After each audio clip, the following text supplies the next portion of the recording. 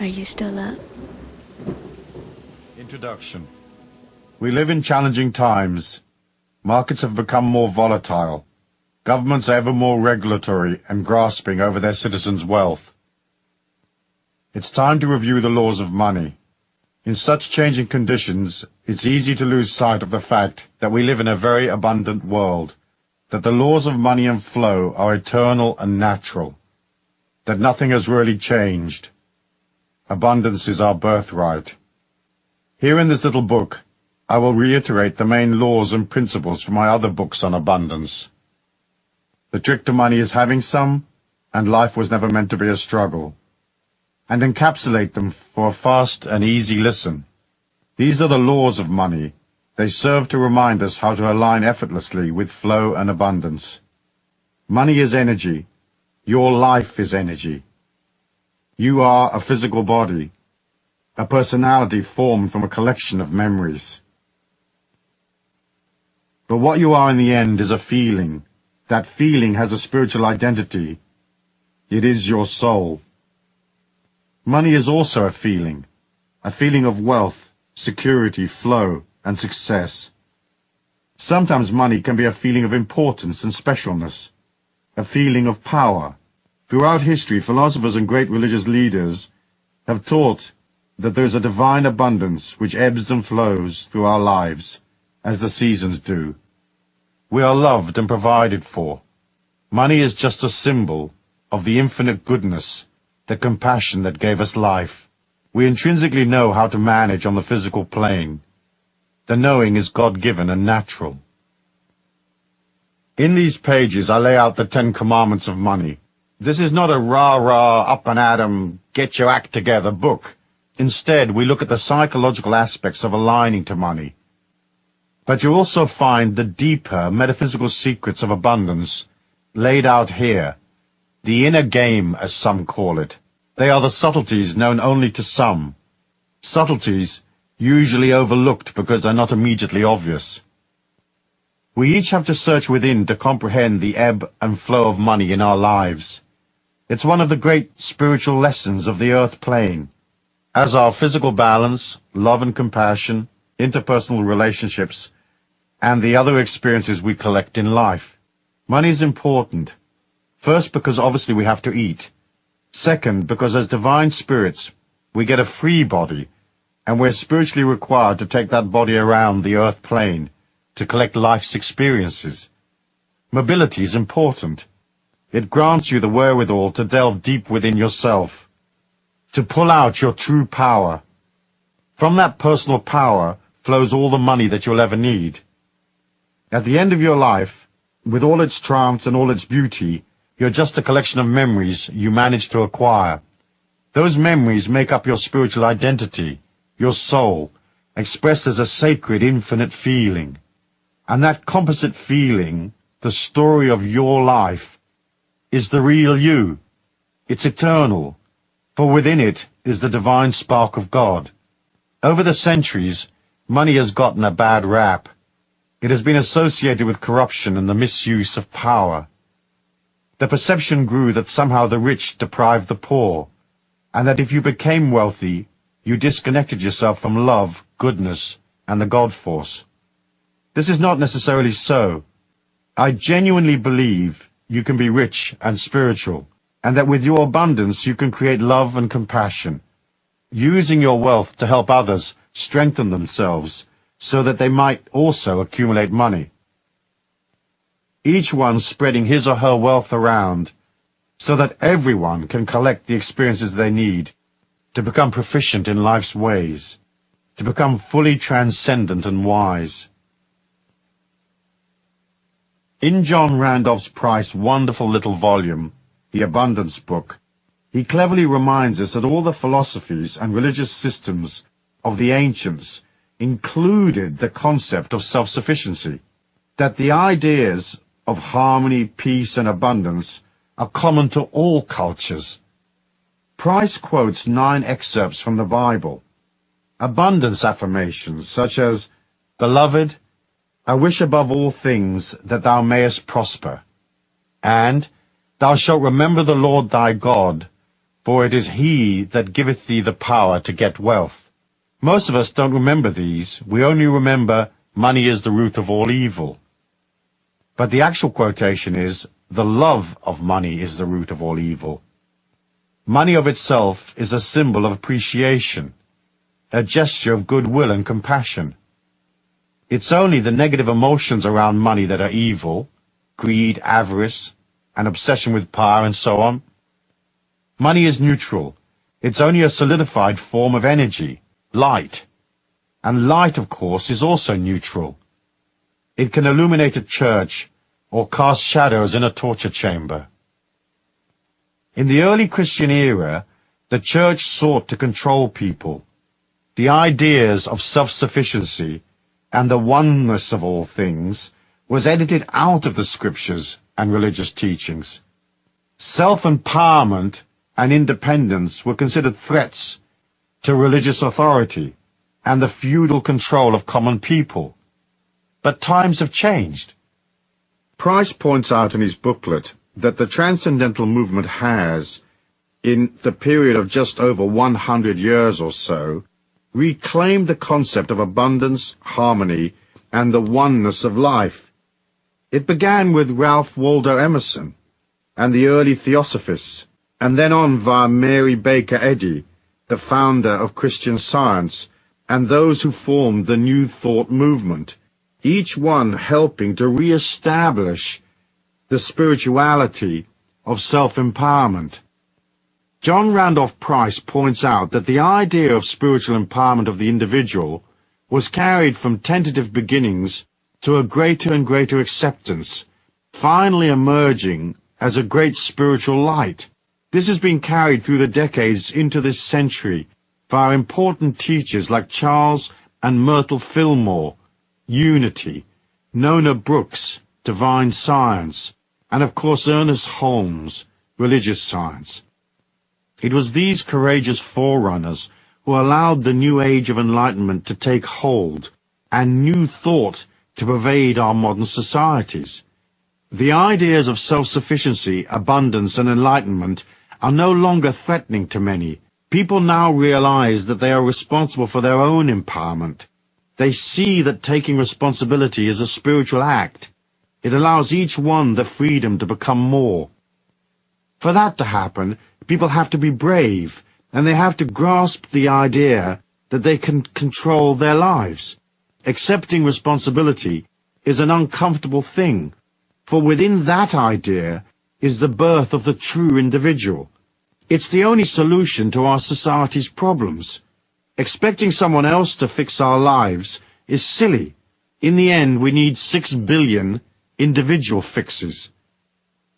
In the past, we were manipulated and shamed into believing that the individual was not important, that all power and control over our lives should be handed over to the authorities, who would act as custodians of the collective good. Watching those characters manage the collective good for their own ends, often to the detriment of ordinary people, caused many to wonder if the philosophy of such disempowerment actually worked. The collective good became known, amusingly I think, as the public interest, which turned out to be anything that suited the leaders of our spiritual, financial, and political status quo. The endless manipulation and control of our society was sold as an idea that is holy and good. After all, who could argue against the public interest? However, the idea that some brainless drone in a pinstripe suit on a massive power trip can tell you what color to paint your front door hasn't generated much interest from the general public. On the religious, spiritual front, we were sold the idea that we needed the authorities to intercede with God on our behalf. It has taken us over 1,000 years to realize that this idea is rather silly, and that we can have a little chat with God any time we like, without asking permission or hiring a spokesman. What's cool about the modern Christian churches is that they don't say you have to go through them to get to God.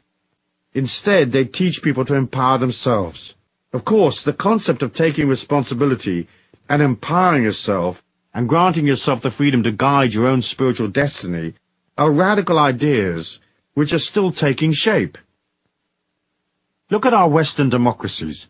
In theory, they are free, but in reality, what freedoms do we have? There are millions of rules that empower the authorities while milking the citizens and controlling every aspect of our lives. I often say you are free as long as you don't want to do anything. The minute you get a creative money-making idea, the political system jumps in with you. In true mafia style, they become your silent partners. You get the work and the risk, and they effortlessly get a large chunk of the reward while placing 100 hurdles in your way. In Europe, where institutional control was invented for the most part, self-empowerment still isn't considered cool. The idea that you might want to make money, become abundant, and direct your life is still regarded as brutal, egotistical, and rather nasty. Anyone headed in such a direction will have to plow through endless negative waves of antagonistic opinion. They will have to be brave and face the manipulators, who heap shame and ridicule on anyone who seeks to break out of the straitjacket of the old mindset. Still, we haven't lost heart. Our time has come, and the rules of money are simple.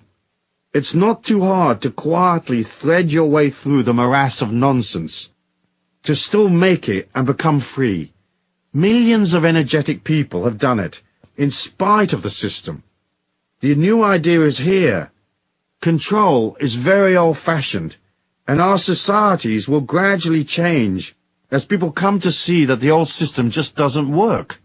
I think the pioneer spirit of the Americans has allowed them to embrace the idea of individuality more readily.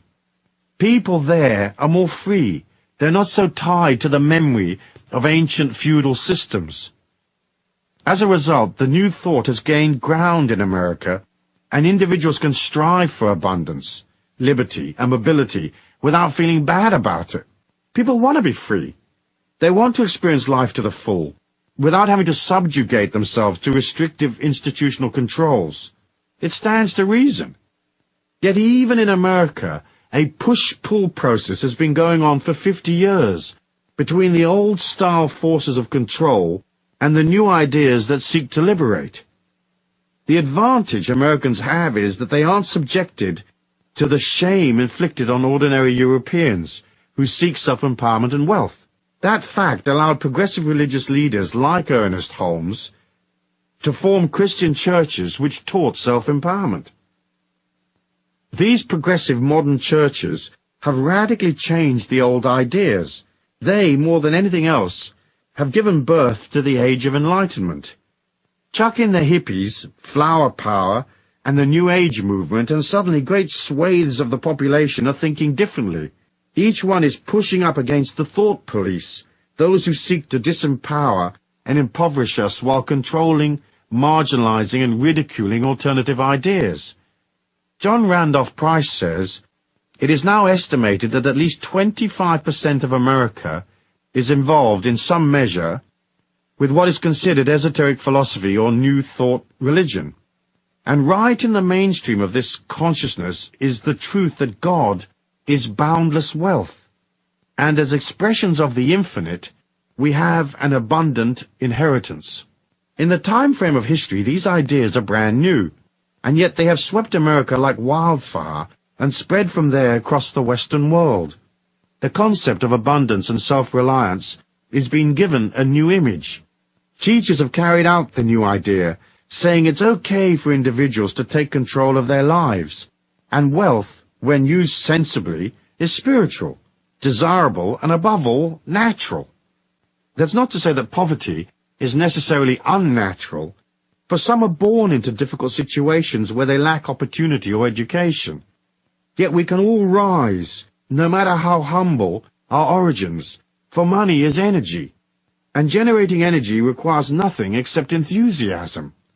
We should also remember that the inability to align to money in abundance is not a misfortune, nor is it necessarily bad luck, or a sad karma that you've been lumbered with.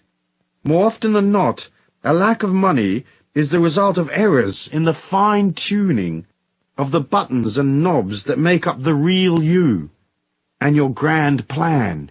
The difference between the tramp and the millionaire is an almost imperceptible shift in consciousness and vitality.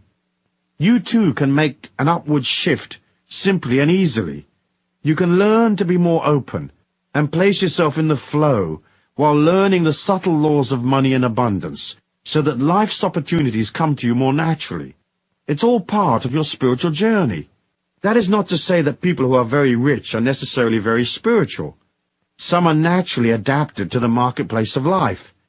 However, in order to be a complete, whole, divine being with a bag full of memories and experiences, you may need to make the adjustments. So here are the 10 Commandments of Abundance, along with the underlying metaphysics and a brief discussion on what action you might take. I trust that I can remind you of the things you already know, bring to your perception things that you may have missed, and urge you to take certain actions so you can step into the prosperity and security which is a natural part of our human evolution. Yes, the rules and regulations of life can make things a bit harder, but if you have the knowledge, it becomes easy once more. By the end of this little book, I hope I will have convinced you of that. In addition, I hope that you will see that in some instances, compassion can be described as the manifestation of love in action, and that money is, in part, the fuel by which you express a greater compassion, by transcending a poor self-image, loving yourself, being there for others, and being grateful for the immense gift that has been bestowed upon you, the first and greatest gift you will ever receive, the gift of life. The law of abundance is natural and God-given. Concept. Since the beginning of time, philosophers, visionaries, and great spiritual leaders have talked about the natural abundance of our planet. The difference between being aware of our natural abundance and owning a hefty portion of it is one of the main spiritual lessons we come to the earth plane to learn. It is the art of controlling energy and manifesting your thoughts and ideas. We live in a 3D world that reflects back to us the energy, words, feelings, and thoughts we put out. We're not all well versed in the manifestation technique, and it takes us time to learn it. But that of itself is a great blessing. Imagine a world where everything you thought, felt, or said suddenly appeared in front of you. Sure, you could materialize $1 million on the kitchen table in 30 seconds flat, but each time you had a disquiet or a fear, you would also have a monster standing up against the refrigerator trying to eat your lunch. We come into this sluggish 3D world with the blessing of a special protection. We can have thoughts and feelings that don't instantly materialize in front of our eyes, as they do in some of the spiritual dimensions I've experimented in via the out-of-body state. So the fact that you can't just materialize money may seem a hindrance, but it's also a part of a greater protection, which allows you to learn the art of manifestation without getting hurt in the process. It isn't hard to see the abundance of our planet. You only have to look at the fruit trees in the fall, the lushness of life. We know that money is not rare, and that abundance is natural.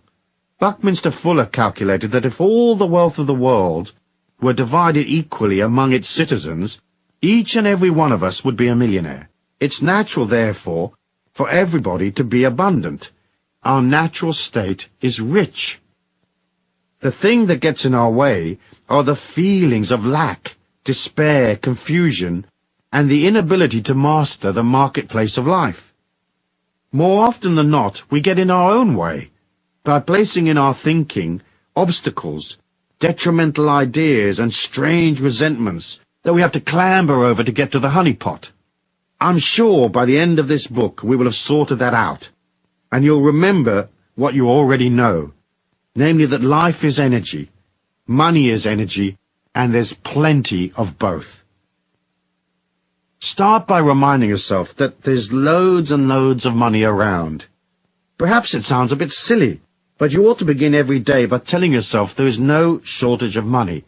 In fact, there are untold trillions of dollars, yen, pounds, D-marks, and so on swishing about, more than you could ever spend. It's vital to understand that, and to remember that there are millions of millionaires. Lovely, rich people to whom you can sell ideas, products, energy, and so become a millionaire yourself. We've been programmed by the system to believe that there are shortages and lack, and that uncertainty is normal. It is not. The idea is a psychological racket designed to control people and keep them in line by making them fearful. Don't buy it. Most people suffering from a limited mindset have no comprehension of just how much money there actually is available to anyone with the will to step up and collect. Look at the ancient holy books. You will see they are full of hope and positive expectancy and abundant affirmations. In the Bible, for example, the words of Jesus are abundant. He lived in abundant times. There's no place in the Bible which says that Jesus wasn't making ends meet, even though Joseph and Mary were supposedly poor at the time of his birth. However, because we're taught a fear of power, it is naturally assumed that somehow money is evil, that rich people are dishonest and crooked, and that they feed upon little people. While the economic forces of our planet are certainly stacked in favor of the big institutions and governments, there's nothing stopping each one of us from gathering our fair share. It's hard to align to money if you think it's evil and nasty. But once you come to understand that money is neutral, that abundance is natural and spiritual, it's easy to see that having money does not necessarily deprive someone else. Many of the greatest teachers have given credence to this idea, that abundance is spiritual, and that it is your feelings and your thoughts that create the abundance for you. In fact, if you're wealthy, more often than not, you will be disposing of your money commercially and charitably, supporting people around you, and adding to the overall velocity and flow of wealth. As I said elsewhere in my writings, there are trillions of dollars zipping about electronically on any given day. Those electronic signals are literally passing through your body right now, as are all the TV and radio signals that are in your local area. If you stop and think about the millions flowing through your hands right now, imagine making a slight flick of the wrist in order to halt some of that loot in transit, so it sticks in the palm of your hand. A flick of the mind is faster than a flick of the wrist. Money is good. Greed is not good. However, there's no reason why you can't be very rich, stinking rich in fact, and still be extremely spiritual and a wonderfully generous person, aligned to the God force, with a huge heart and compassion for everyone you meet. Metaphysics. One of the inner concepts we have to grasp early on is that the whole of our reality exists in a wave-particle duality. I'm going to deal with this idea in detail in law number 5, but I'd like to mention it here in passing, as it is a key factor in understanding why some people are rich and others aren't. What the wave-particle duality means at a quantum level is that our supposedly solid reality is not actually solid at all. That everything exists in an oscillation or a hazy wave. It is ill-defined. This hazy wave condition remains the same until a particle is observed, whereupon it changes from being somewhere in a hazy state to being solid and existing in a defined place. The metaphysics of money and our ideas around money and abundance follow much the same path as the laws of quantum physics. In order for money to become part of your life, it has to go from a hazy wave state of ideas, dreaming, wishing, yearning, and vague maybes, into a solid state, a dollar bill, credit in your bank account, a coin in your pocket. If you can convince yourself at the very deepest level of your being that there is no lack, no unfairness, no discrimination, that making money isn't hard, you suddenly open yourself to greater wealth. This is because you've collapsed your self-denial, your aversions and resentments, and you've flipped from the insecure, hazy wave state that says, where's the rent coming from, to the solid particle state. Suddenly you know it's coming, 'cause the check's in your hand. In collapsing your hazy wave money dysfunction, you open yourself to endless points of abundance. This simple click of the mind opens the door metaphysically. Remember, all points of abundance, points in our 3D reality where money is actually delivered, where transactions take place, are solid particle states, not hazy waves. So to make the manifestation process work for us, we have to put aside all our hazy wave ideas of lack. We have to become centered and aligned to the solid symbols of abundance. We have to know we can do it. When thinking about your money flow, say to yourself this: there is a way, and I will definitely find it. This affirmation works well for most all of life's little problems. Action. Take a little time over the next few days to stop and concentrate on things that you consider to be manifestations of abundance. Go to places where wealthy people hang out. Look at the symbols of their wealth and affirm the abundance of this earthly dimension is holy and good. Yes, money can be used for evil purposes, but in itself it has no energy. To make your feelings right, you've got to agree that abundance is natural. You can't look at abundance with anger or envy. You can't become abundant if you exclude yourself. So when you see a person in a limousine wearing fine clothes, if you say consciously or subconsciously, "What a rat! That lifestyle's not for me. Poverty is holy and good," you deny your potential. It isn't easy for most ordinary people to look at extreme manifestations of wealth and join in the idea. The ego is too racked with jealousy or inadequacy and judgment. We'll look at a palace and we'll say, "That's not my kind of house." We'll see expensive things and say, "That's far too much for me." To be abundant is simple, but first you have to be able to join with your feelings. It's not vital that you can instantly visualize yourself in the presidential suite of a 5-star hotel, providing you don't deny yourself the possibility. In other words, you may say, "I don't have to stay at the Grand Hotel, but it's certainly something I could take in my stride. It's certainly something that I'm pleased exists. Moreover, I'm thrilled for the people checking into the presidential suite right now." In this way, you switch from the negative affirmation that money is bad and poverty holy to the idea that money is neutral, that abundance is natural and God-given.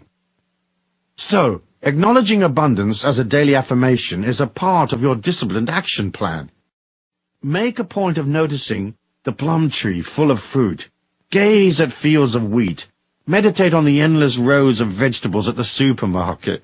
Accept the warmth of the sun as it rises each morning, and engage your childlike self in awe at the abundance of stars in the night sky. Now do this. Get a 7-day candle, one of those votive candles in a glass jar, and place it in the southwest corner of your home. With the candle, you can place any sacred or power objects you may have.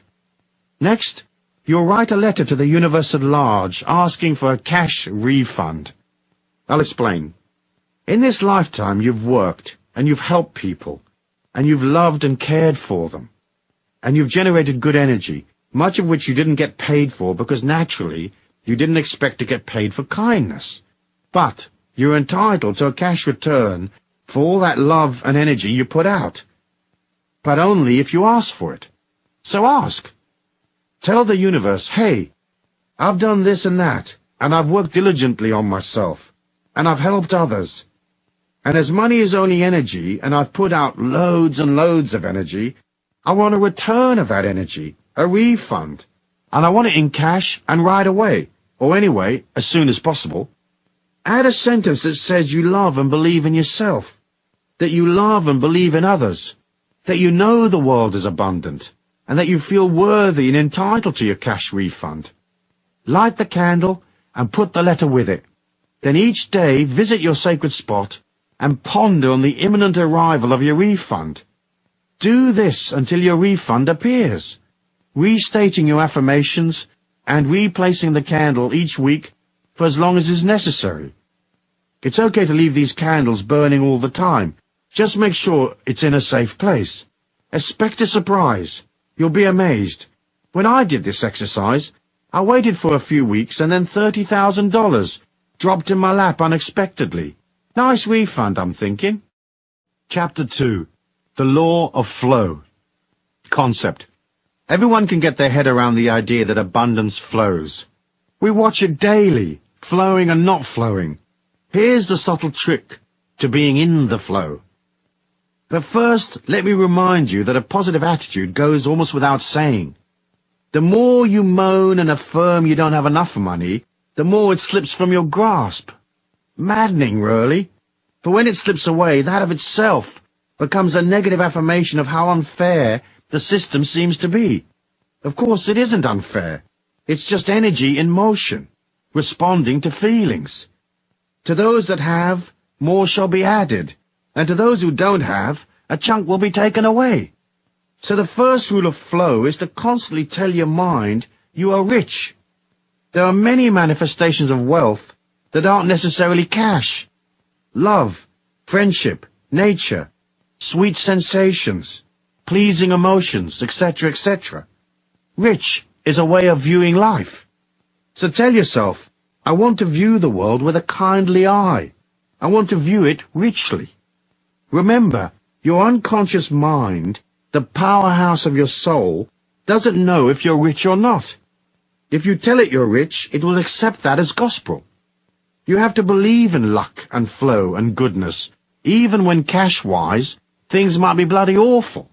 Perhaps it goes against the grain, but if you see your affirmations as just that, affirmations, you can affirm your abundance and good fortune even when things look a bit dodgy. The poorest person has things to be thankful for, so affirming your abundance is an act of gratitude and humility, as well as a way of keeping yourself in the flow. People get into trouble understanding flow because they can't tell the difference between effort and struggle.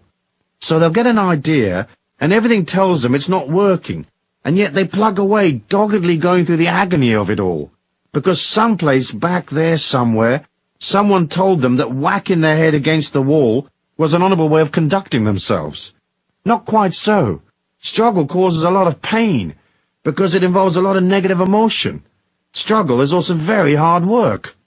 All ideas that are holy and good and honest, ideas that serve humanity and yourself, will have a positive energy of their own.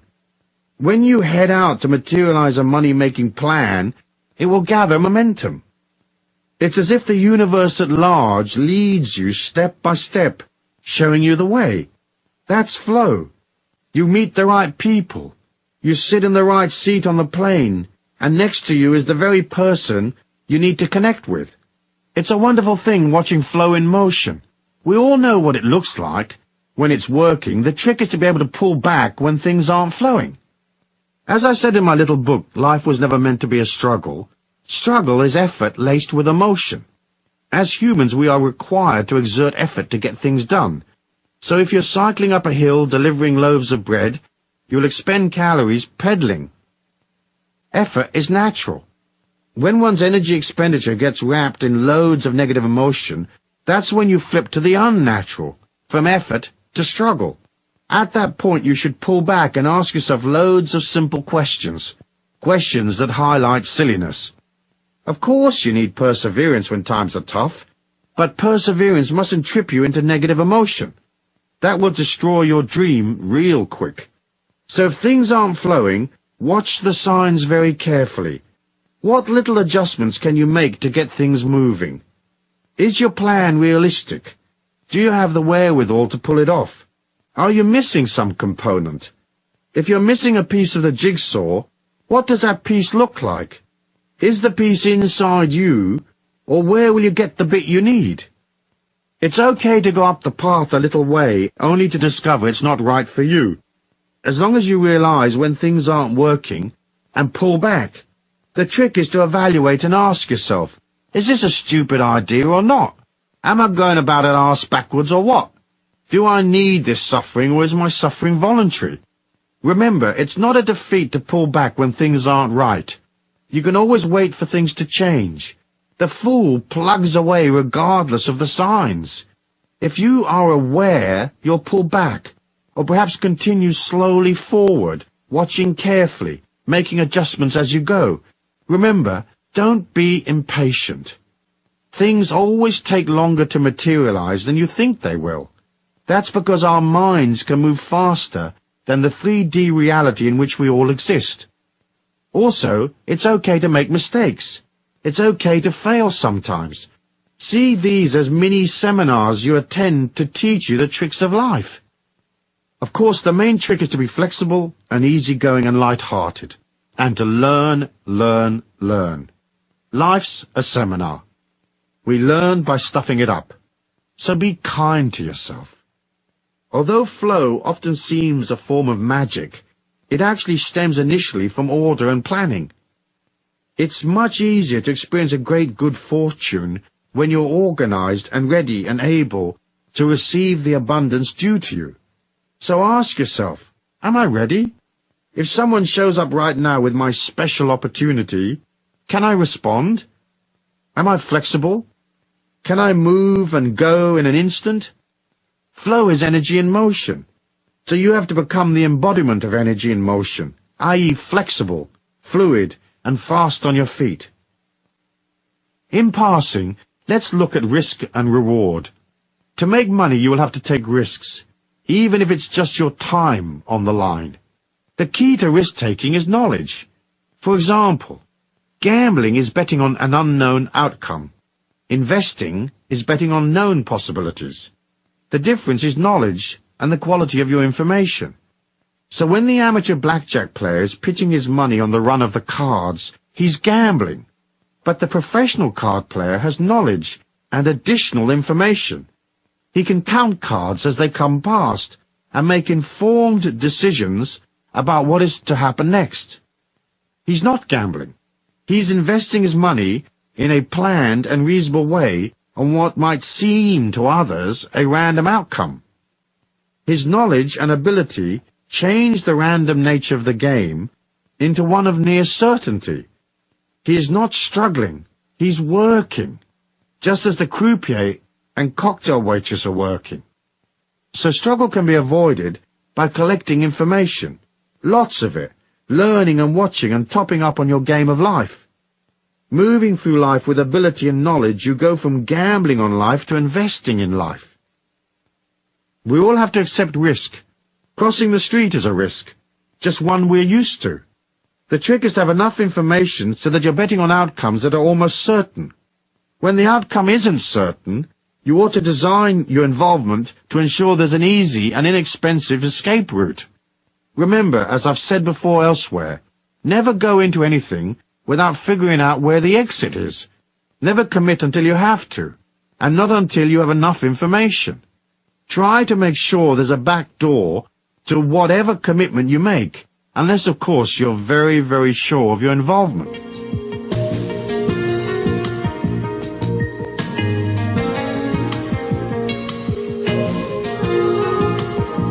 Metaphysics. The metaphysics of flow is easy to comprehend. You figure it with your feelings. Your feelings are enormously powerful. They are your extrasensory perception. The mind can deduce from what it already knows and guess at an outcome. And millions are lost every day using this intellectual guessing method. But your feelings are more accurate, for everything is energy. So any deal or investment or any involvement with others has an energy of its own. That is its thumbprint, if you like. Use your feelings to stay in the flow and keep away from trouble. Remember, if an idea feels wrong, it is wrong. That's not to say that you should trash a deal whenever you have a moment of disquiet. It's just to say, if suddenly there's an energy shift, you're in tune with your feelings. That shift will alert your feelings. When something feels odd, stop and notice and take stock. Your feelings guide you away from trouble. Half the trick to making money and being in flow is staying away from deals that don't work. It's the deals you walk away from that make you rich, as much as the successful deals. So put your feelings into everything. Meditate and become a satellite for your subtle feelings. The way to build up your sensitivity is to ask. Constantly refer back to your feelings to confirm your direction. If you're in a meeting, mentally reach out to the other people there, and imagine your arm extending to touch them in the heart. Then mentally pull your arm back quickly, while centering your mind, blanking it, and ask, How does this person feel? Edgy, arrogant, angry, excited, crooked, safe, loving, kind, and so on. Your first impression will be the correct one. The litmus test to referring to your feelings should be used many times a day. Energy shifts constantly, so you'll want to be aware, especially when dealing with other people. How does this situation or person feel right now? How is it different from the way it felt last time I checked in? Is this deal I'm considering for real? Or has something changed? What's the upside? What's the downside? Is the downside far greater than the upside? Is the risk worth taking? Then ask yourself how you feel. Are you happy, comfortable, flowing along, or is there something bothering you? Staying in the flow is only really a matter of staying close to your feelings. Struggle comes from a lack of awareness of self and from poor quality information. It is also compounded by the inability to turn back when the energy on a particular path peters out. Stay in the pocket. Be aware, shift and change. And never get into anything you can't walk away from. Keep these rules, and you will always be in the flow. Action. The action of flow is one of being alive and aware, ready to step forward fearlessly. You have to move towards your target, so do something each and every day that improves your situation and takes you closer to your dream. Sometimes that action may just be a simple thing that grants you more stability or more order, like perhaps you take a day out to tidy up your paperwork.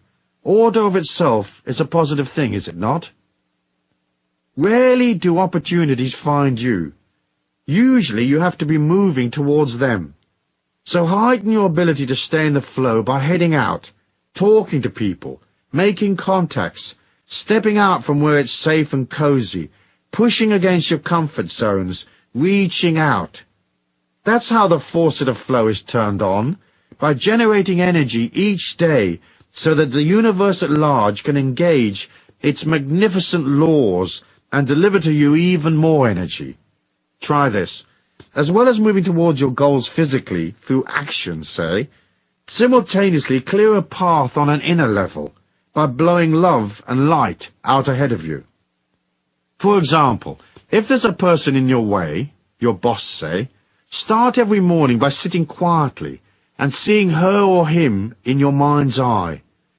Bring them up close to you so you're almost eyeball to eyeball. Then breathe a long breath in and expel that breath out into their heart. No matter how antagonistic you may feel, send them light and love. Do that ceremoniously 11 times. They will change. You'll see. If you need them out of your way, don't wish them harm or evil. Just do this. After you've finished the 11 breaths, visualize them very small in the palm of your hand. Look down on them from above. Look at them standing there in your hand, an inch high, say. Then hold your hand up to your mouth and expel a short, sharp breath at them. Literally, blow them away, saying, I release you with love and light. Go in peace to your highest good. But go! Using this method, I got rid of a bothersome IRS tax agent who'd been harassing me for 18 months. A few days of this metaphysical hurricane, and he quit the service. The next bloke assigned to my case was so overworked and confused and stressed out that he closed my file with no more objections. If, say, you're off to an important meeting today, breathe in the location if you know it. See it in your mind's eye if you've been there before, or visualize the people. Or at worst, just imagine the meeting. Breathe in 11 times and see love and light to that location. Remember to tell your mind approximately what time the meeting will be. So say, I'm projecting this love and light to such and such a location for use between the hours of noon and 2 o'clock or whatever. Use your inner power equally with your outer strength. That inner power places good energy ahead of you. It gets rid of dodgy people and helps close the gap between you and money. That brings us to the next law of money, which is the law of distance. Chapter 3. The Law of Money and Distance. Concept. In order to be abundant, we have to be close to money. Often our relationship to money follows a push-pull, love-hate pattern similar to our other relationships. Sometimes a marriage or an interpersonal relationship may seem close on the surface, but in reality may be quite distant on an emotional level. It may be that one of the partners is pushing the other away, or because they're both pushing each other away, or because they are silently angry with each other. You have to look at the distance between you and money. Are you close to it and pulling it to you, or are you distanced from it and pushing it away? Naturally, the closer you are to money, the more likely you are to receive plenty of it. The law of distance breaks out into 3 distinct categories: emotional, intellectual, and physical distance. Let's talk about emotional distance first.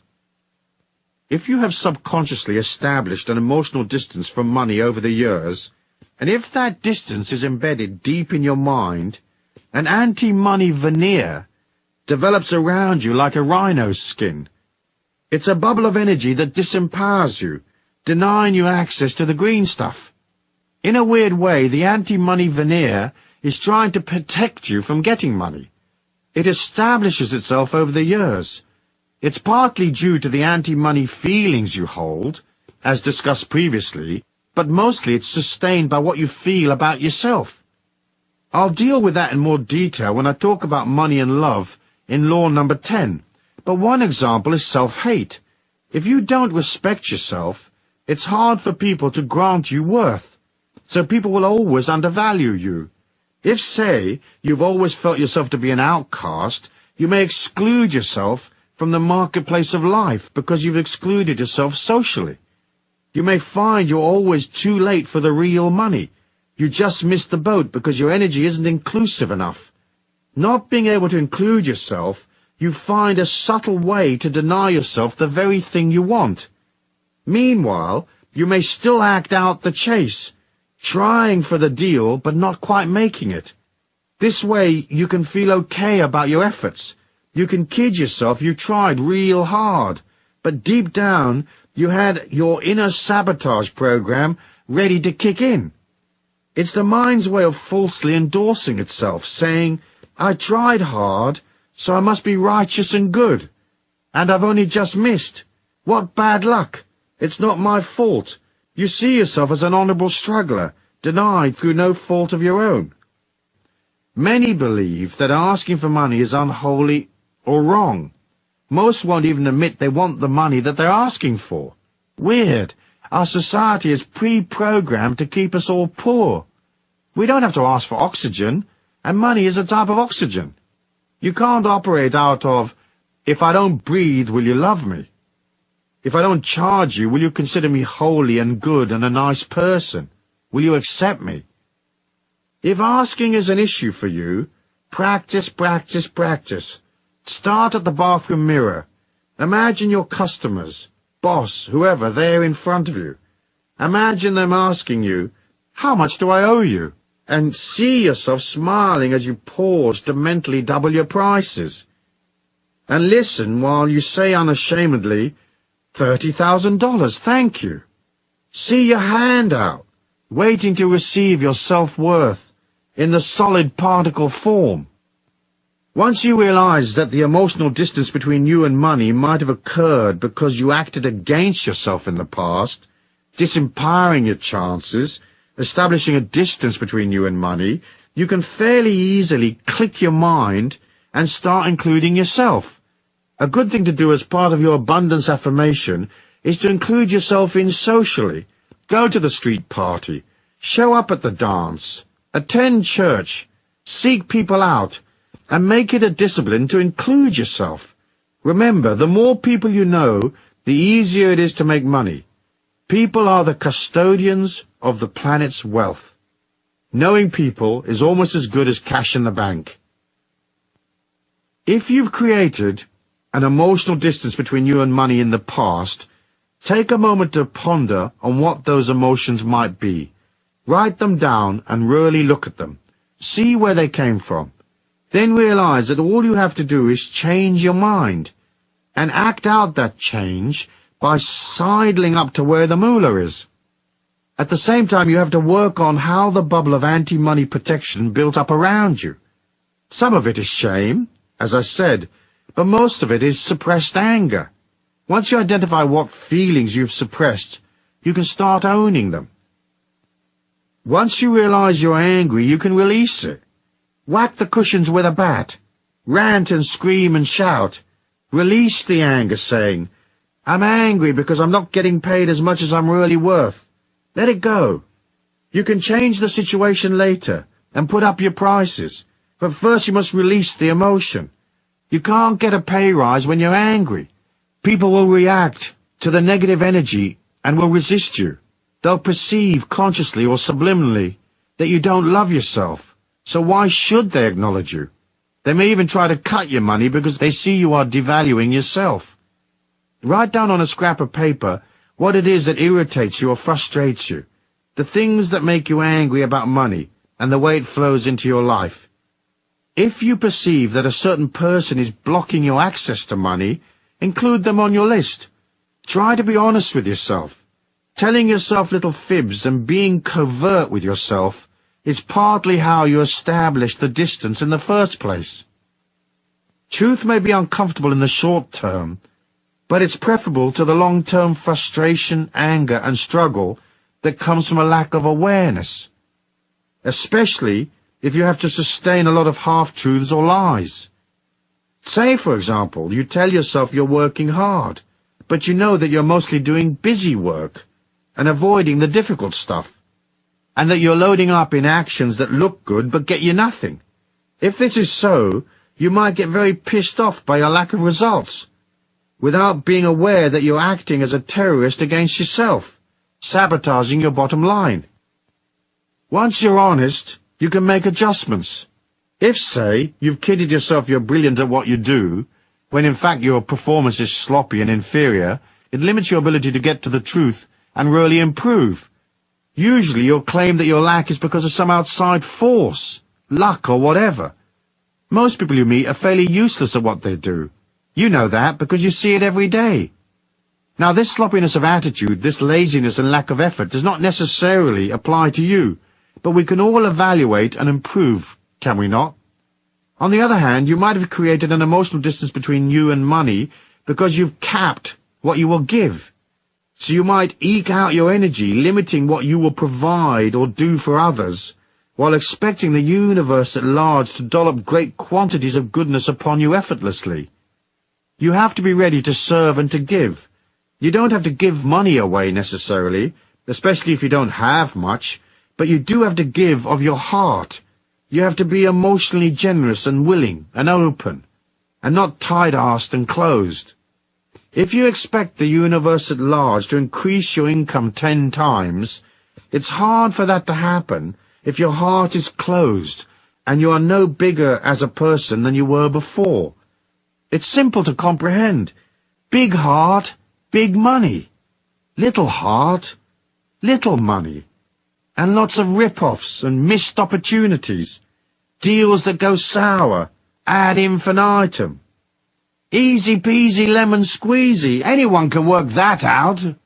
So closing the emotional distance means opening your heart, going past your resistance, stepping up to bat, and including yourself in the process of life. You have to be present and aware. You have to join, not avoid the issue. So be open, be ready, willing, limitless, agree to serve. Subjugate your ego for the needs of others, but don't lose your sense of self. Be available, open and ready, but don't give yourself away either. You can hold on to a strong sense of self-worth and still serve others. It's a part of our great lesson in life. It's the act of going from a limited perspective to an infinite one that says money is everywhere. And the more open I am, the greater the potential for me to pull opportunities from everywhere. Many people resent money because they feel life hasn't been fair to them, that they've worked hard and haven't received as much as they should have, or that they are paid less than other people with inferior qualities to them. However, harboring these negative emotions only widens the gap between yourself and money. The other concept that fuels this emotional distance is the idea that someone ought to provide for you, that somehow the world owes you a living, The world does not owe you a living. You have to nurture and provide for yourself. This is the secret to closing the gap between you and money. Rather than blaming others, projecting your disquiet and lack, or your anger about money onto other people, begin to own your feelings.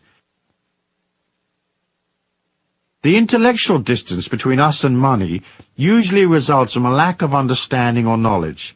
Sometimes we just don't know enough about what we're trying to achieve, or we're not well versed in the conditions of the marketplace, the ebb and flow of transactions.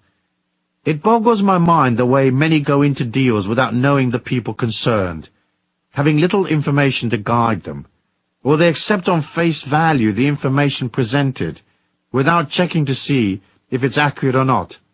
That's not very clever.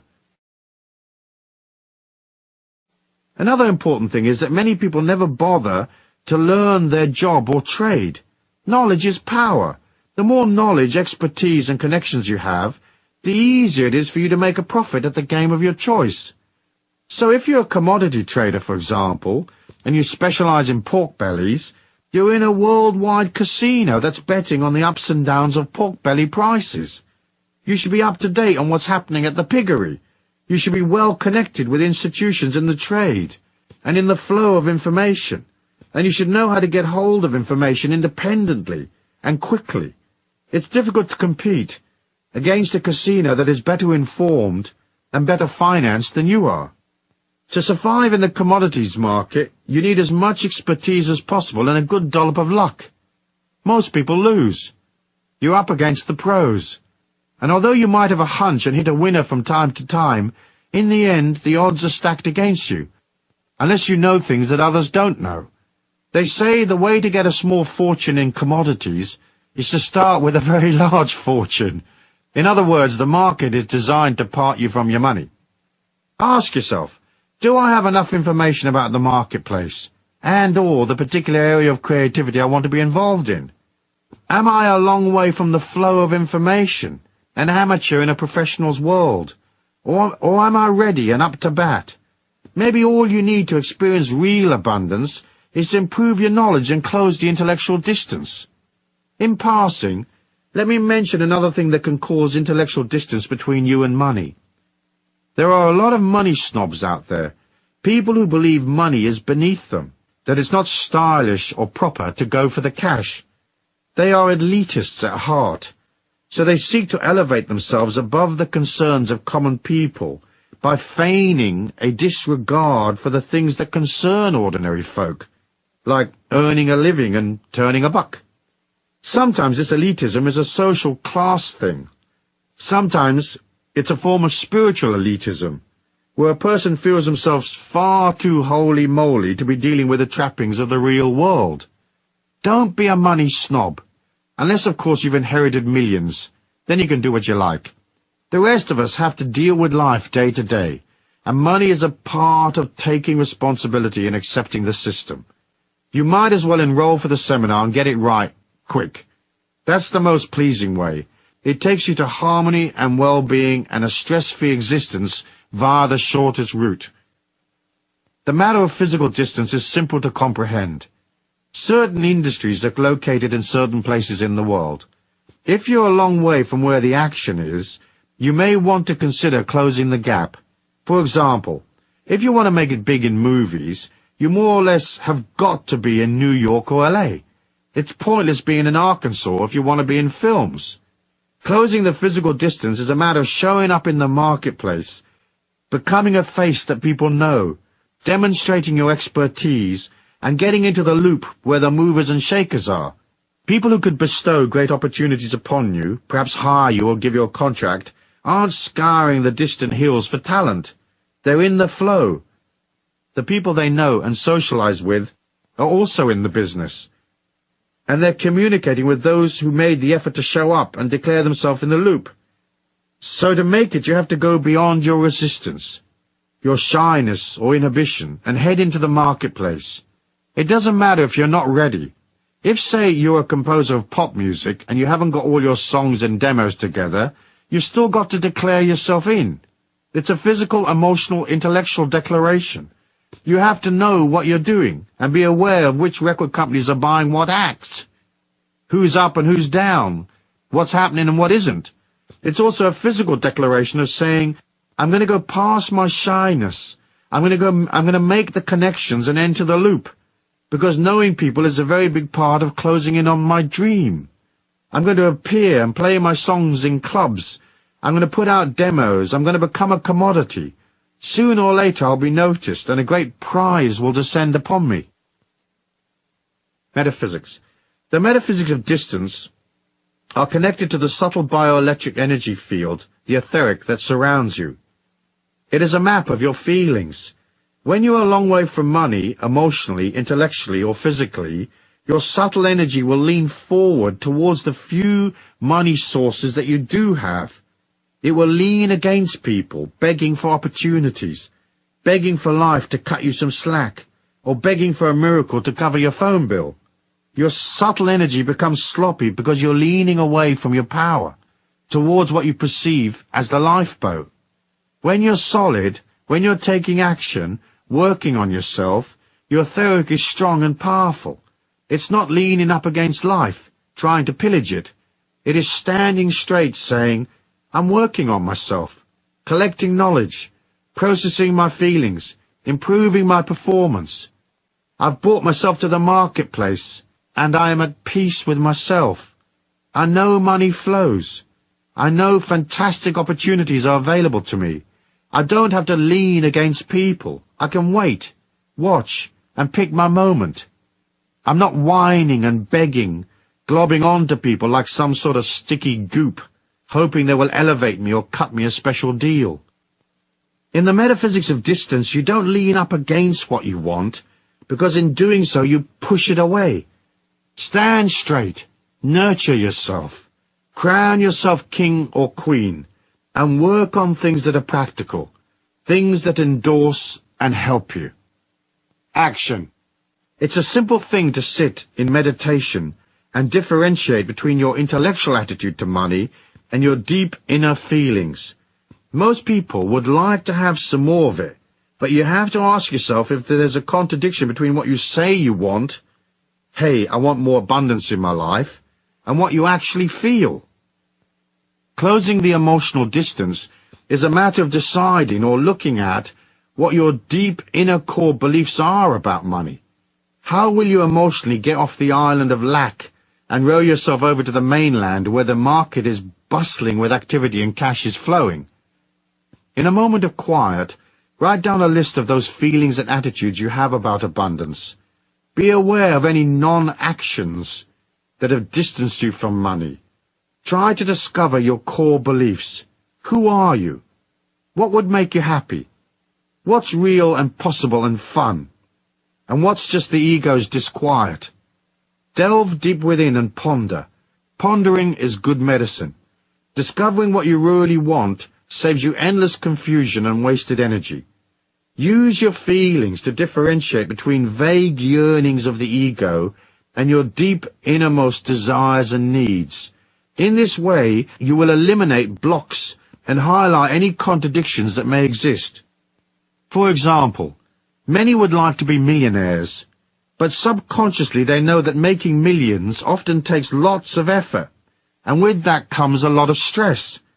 So intellectually, they would like millions, but their inner truth is different. In effect, their subconscious protects them from something that sounds good to the ego, but would actually be a living nightmare. Looking at the distance between you and money teaches you things. Perhaps all you really need is a bit more money and a bit more security. Now, it may seem an odd thing to say, but you can't get security by earning money. Earning money involves activity, and all activity burns energy. So eventually that energy burnout makes you insecure. Low energy equals fear. High energy equals security. The only way you can increase security is to nurture yourself. All insecurity comes from the fear of collapse. The collapse of a situation, of your life, a business, whatever. So if you need more security, work on your body. Be kind to yourself. Sleep more. Rest. Hang out in nature. Do nice things for yourself. No amount of money in the world can make you secure. Of course you can combine hard work with self-care, but you have to work at it. I was having dinner with Deepak Chopra recently. He's a successful author and lecturer, constantly jetting around the world. Yet he maintains balance by finding time to work out, no matter where he is, and by maintaining a very healthy diet. He told me that every 3 months he takes 5 days off on his own. He goes somewhere remote like a desert and stays there in silence. No phones, no people, nothing but him and silence. It's a brilliant idea.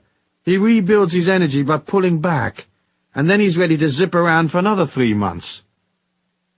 Get in touch with who you are.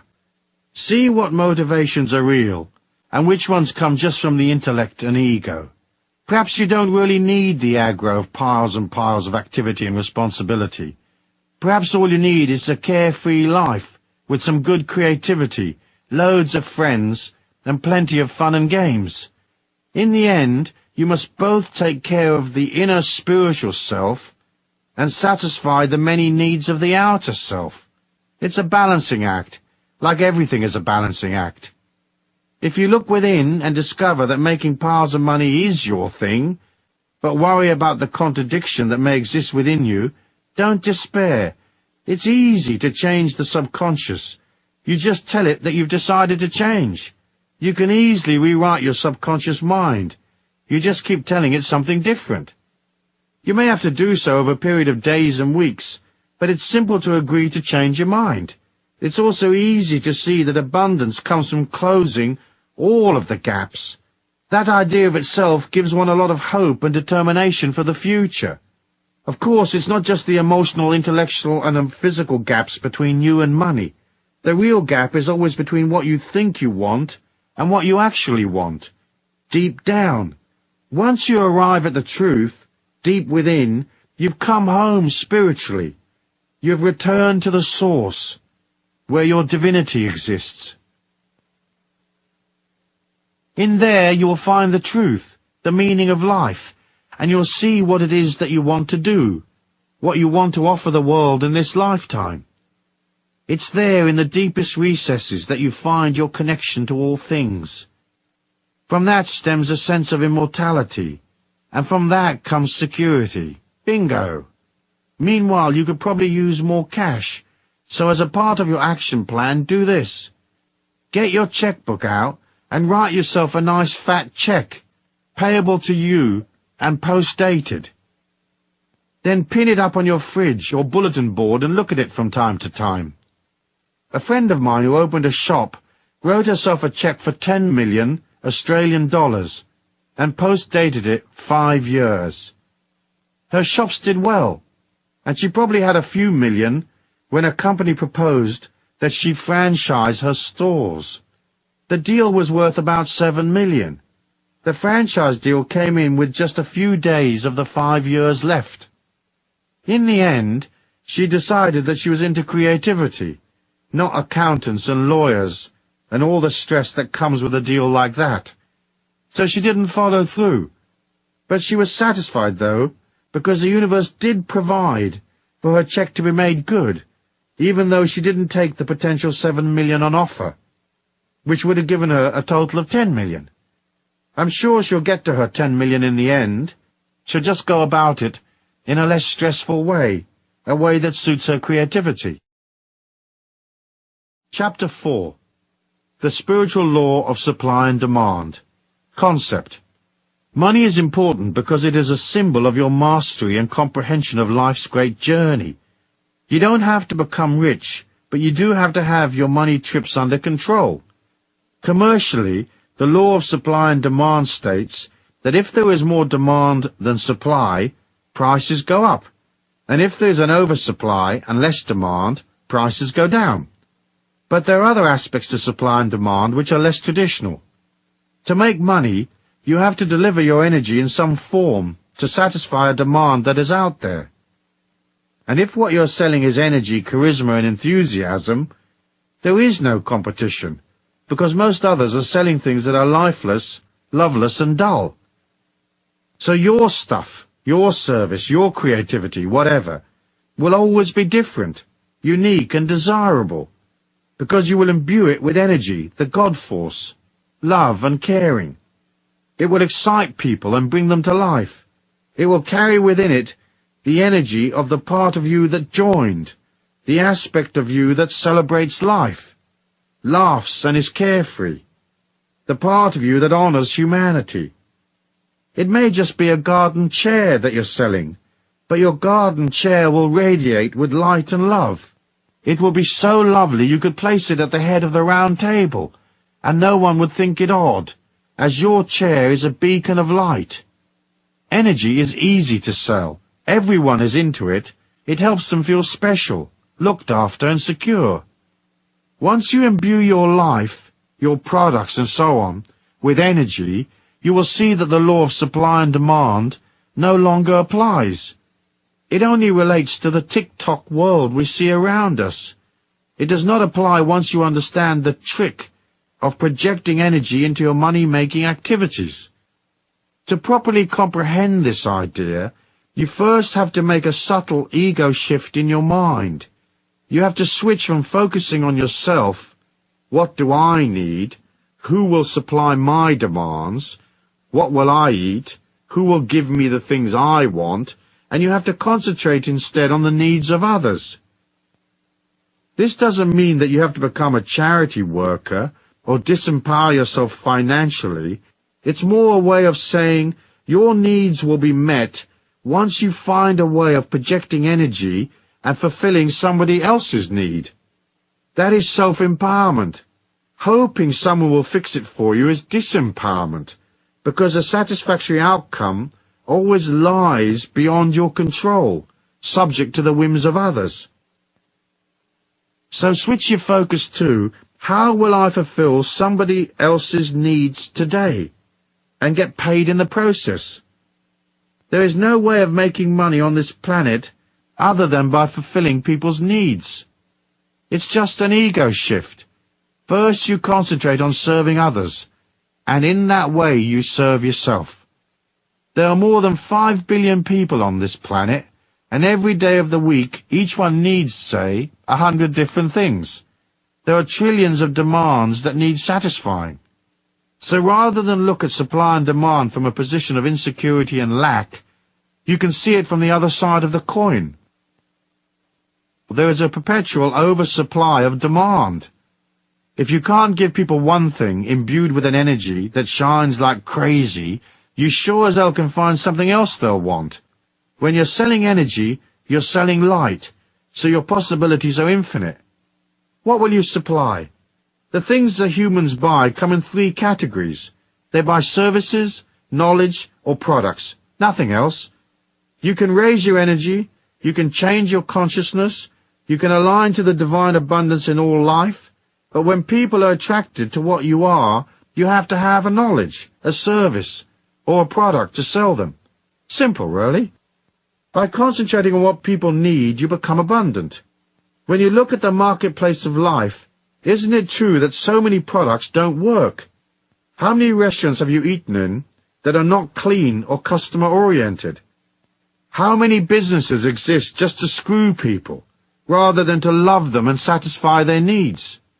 There are so many shoddy products and rip-off merchants who haven't clicked into, how will I fulfill my customers' needs? Often, a customer's needs may just be an emotional need to talk to you about their life while you're selling them something. However, in order to get this supply and demand thing down right, you have to think in terms of energy, and you have to be clear what you will sell people. Providing a service is not usually as profitable as selling knowledge or a product, because more often than not, services have to be delivered personally, and there's a limit to how many hours a day you can deliver the service, and at what price you can charge. Knowledge, on the other hand, is valuable and easily packaged. We live in an information age.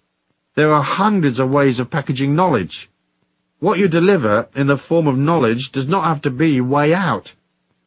It just has to be presented concisely, inexpensively perhaps, and with originality. If you have knowledge that people want, you can quickly become wealthy. If selling products is what appeals to you, think of products that you believe in. Products which are worth the money. Ask yourself, can I put my heart and soul into the product? Can I be enthusiastic and really love this gizmo, really serve my customers? So to sell things successfully, you have to subjugate your ego long enough to take people's money. This might sound a bit brutal, but in fact it is a religious, spiritual idea. You subjugate your needs, your life, your aches and pains, your experiences, and listen to others. Watch their eyes. Notice their body movements. Relate to them. Ask them questions. Work out, what does this person want? Then fulfill that want. Think about how you can improve what you do. Even if right now you work for somebody else, start by putting more energy in. If the place you work in is dull and lifeless, put energy in anyway. For by doing that, you will catapult yourself out of there to something better. If you're self-employed, think how you can make 20 improvements to your knowledge, service, or product. In the end, you're selling yourself. So you'll want that looking good. You need to offer love, kindness, and charisma. You'll want to be big-hearted, and right there, bushy-tailed and up to bat. So ask yourself, are you eyeball to eyeball with life, ready to serve? Or does some aspect of your personal agenda get in the way? If it does, put it to one side, quick. Put it aside long enough to cash the check anyway. You can always visit your therapist after work. So offer beauty in an ugly world. Offer kindness where ego and greed predominate. Be accommodating and free-flowing when others are uptight, edgy and stiff. It's so easy to understand. Take the product you're selling and visualize the divine light shining upon you. Breathe that light into your being and breathe it out. Place the light into the thing you're selling. If you are a massage therapist, project light into your table and your little bottles of oil. Most of all, project light into your hands before each session, and of course during each session. If you're selling things on shelves, touch them regularly. Move them about. Make them come alive. Give them energy. The little tins will be refreshed, even if they've been on the shelf for weeks and weeks. The more you touch and love the product, the more energy it has. The more likely it will belong to someone else in 10 minutes' time. If you sell information, make it original, clear and concise, and idiot-proof, so anyone can understand it. How often have you read instructions on how to access some information, say on the internet, and you wonder if it's written in Hindustani or ancient Sanskrit, or what language is it written in? Why is that? Because the person who wrote it was thinking of himself, not you. Just say it's a man this time. He lives in his own world in a basement with an IQ of 180. He hasn't seen daylight for many years, and the only human he ever talks to is a pizza delivery man. He couldn't give a stuff if you know your www.coms or not. You have to think of others. There are loads of people out there who aren't very clever, but they have money. Will they understand what you are offering? Then again, there are others who are fairly bright, but they can't unscrew a little nut, as their expertise lies elsewhere. When I see the words easy assembly on a product, I immediately flee to the safety of the parking lot. I know if they say it's easy, I'm going to have to hire a rocket scientist to figure it out. So what will you sell, and how will you make it irresistibly beautiful? In forcing yourself to supply a beautiful service, knowledge, or product by imbuing it with gentleness, love, and light, you are disciplining yourself to go from ego to spirit, from greed to abundance, from negative emotions to love. When you concentrate on people and you provide things for them, you're falling in love with them. Choose love to make your life abundant, and that love should be more or less unconditional, as best as you can manage anyway. Never forget that. Metaphysics. Inside your life's energy, personality, and mind is an oscillating molecule of infinite goodness, the divine light, the Christ consciousness. If you align to that infinity within you, you will always have energy. There's no limit to the amount of God force you can have. By concentrating on goodness, processing your shadow side, disciplining yourself beyond bad habits, and meditating on the light, you'll become a light being. As you glow effortlessly with this energy, you will project that light into what you do. So you may not only be selling apples that are nutritious and tasty to eat, but apples that come with a little bit of your God Force energy. You never have to compete once you infuse yourself and what you do with light. So your apples will outsell everybody else's. It's a matter of calling the light into your life. Put energy in. Visualize light going into the service you provide. Put light into your CD, musical tape, or the book you're packaging your knowledge in. Feel the manuscript bathed in light, or feel your product to be a part of the God Force, albeit a tiny manifestation of such goodness. Remember, you are a teacher. You are helping people, making them feel safer, taking them from fear to love, from ignorance to knowledge. You are hauling them with a bag of apples from restriction to freedom. By mentally pushing these ideas into what you do, you are projecting the light out from yourself, and you're offering God. People will buy God-like apples a long time before they buy an ordinary apple. Once you have the God Force in what you do, there's no more competition. You are no longer a victim of the vagaries of the market, the ups and downs of supply and demand. You're out on your own, miles ahead of the rest. I know a young man who opened a shop. It was minute, just 2 little rooms. The whole thing wasn't much bigger than the average kitchen. The shop sold candles, incense, aromatherapies, and so forth. Heaps of other places in the town did the same thing, but he was a bit different, so he wasn't in competition with the others. The young man was soft and kind and loving. People would come in and he'd be right there for them. He'd talk to them, make them feel better, and they'd go out of his shop with a bottle of lang-a-lang extract or something. I'm sure many didn't know the difference between lang-a-lang and ding-a-ling, but it didn't matter, because it felt safe and correct and nurturing. He had a little fountain in the doorway, and that felt nice, and the shop was spotless. The few shelves he had were always fully stocked and neat. Little signs explained things, and he explained things, and you could pop in for a remedy for your granny's arthritis. He couldn't fix it necessarily, but you'd wind up with a candle or a book or something which was imbued with tons and tons of love, and that would cheer your granny up. Her immune system would kick in a bit stronger and she'd get a bit better. He sold love, 12 hours a day, 6 days a week.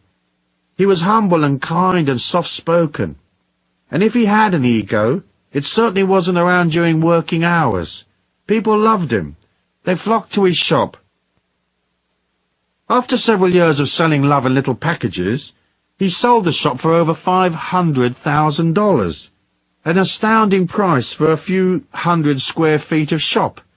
He used the cash to make another investment, and he did the same love thing there. Now, 8 years later, he's worth 3 to 4 million, and his company will soon go public. When it does, he'll receive an enormous refund, with a note from the God Force saying, "Here's 20 million bucks, dude. Thanks for dishing out all that love and sweetness in a dull grey world." Action.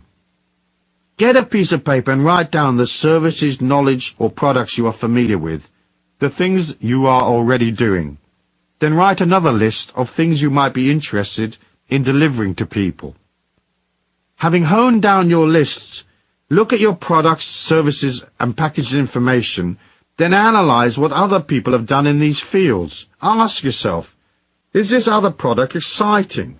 Does it challenge? Does it inform? Does it teach people something? Does it enthuse them and make their life more comfortable?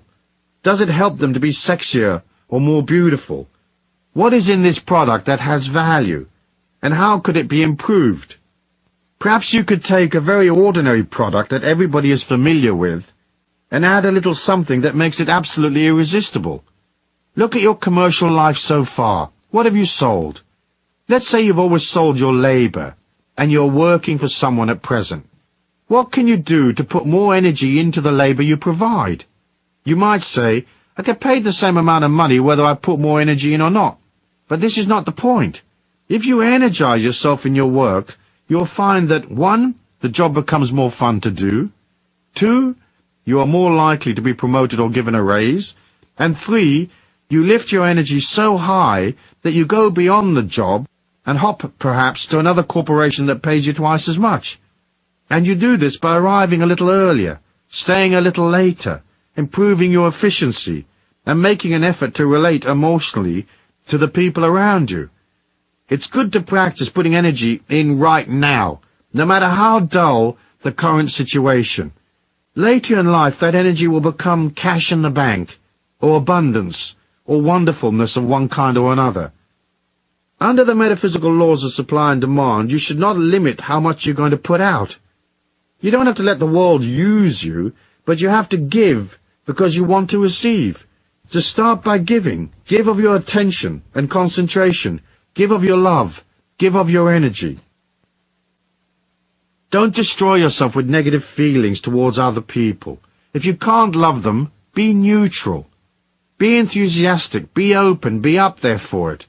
For in limiting yourself, you get stuck in one place on one salary for the rest of your life. As you agree to give as part of your action plan, and as you begin to look at how you can improve your service, knowledge, or product, it will take you to the next step. It carries you to a higher energy, a greater velocity, a larger salary, and bigger opportunities. It opens you to easy money. You'll find some money, or win some, or a great dollar moolah suddenly drops in your lap. Expect a payoff. Excuse me, what do you want to do tonight? The same thing we do every night, Pinky. Try to take over the world. Chapter 5. The Law of Money, Concentration, and the Wave-Particle Duality. Concept. I touched on wave-particle duality in Law 1 as a key factor in why some are rich and some aren't. The wave-particle duality of the subatomic world shows us subtle qualities to the getting of money that we've only recently begun to understand. What we learn from quantum physics is that all subatomic particles exist in two states. Initially, they are in an amorphous, hazy, ill-defined wave state, meaning they're not solid. Once we decide to observe a particle, the act of observation collapses the hazy wave, and suddenly the particle becomes solid, with a real identity and a defined location. That's how our 3D reality becomes solid. You do this strange magic trick every moment of your life. You make life real by observing it. Our brain and consciousness is a quantum field like any other. You are trillions upon squillions of little particles. Your mind and your consciousness are signals given off by a subatomic field of energy. Our money-gathering activities seem to follow the same quantum laws. Money and financial abundance exist in both a potential hazy wave state and an actual solid state. The solid state is easy to comprehend. It is the cash and credit you use every day. When money is not in its solid particle state, it exists only in its hazy wave state, as a check that may arrive, a possible lottery win, a deal that may happen, and so on. The act of taking money out of its maybe hazy state is the act of manifestation. That act is accomplished by observation. At any given moment there are trillions of hazy state dollars which potentially could become yours, and it is through the power of your mind and the power of concentration, observation, that you collapse money from a distant hazy wave maybe to solid wealth, cash in hand. Concentration is how we pull to us the opportunities we need. Yet we have been taught that concentrating on money is evil, or at best it is a rather undesirable trait, a bit greedy and egotistical. In Europe, children are taught that wanting to make money is close to satanic. The first thing to do is concentrate on the abundance you do have. Make it solid and real by acknowledging it. It's easy to overlook the many things we are granted. Oxygen, the blood running through our veins, the food we eat, the people we know, the love we have for our friends and family, the companionships of animals and nature, the warmth of the sun, the sustenance of water, the air and the earth. All these things are around us. They are our temple, so to speak. We have to be grateful for what we have. The concept of the wave-particle duality is the understanding that you will act in one of two ways. In affirming that what you have is abundant, you collapse all the negative possibilities of lack. On the other hand, by being emotional and fearful and focusing on what you don't have, focusing on the problem rather than the solution, you intensify the confusion. You empower the lack, and your chance of collapsing the hazy wave into its solid state become less and less possible. Which takes us right back to, whosoever hath, to him shall be given. The Bible writers were talking subatomic physics when they wrote that. Metaphysics. The metaphysics of the wave-particle duality are slightly more complex. It lies inside the subtle bioelectric energy that exudes from your body. This energy, often referred to as your subtle body or etheric, is where your feelings exist.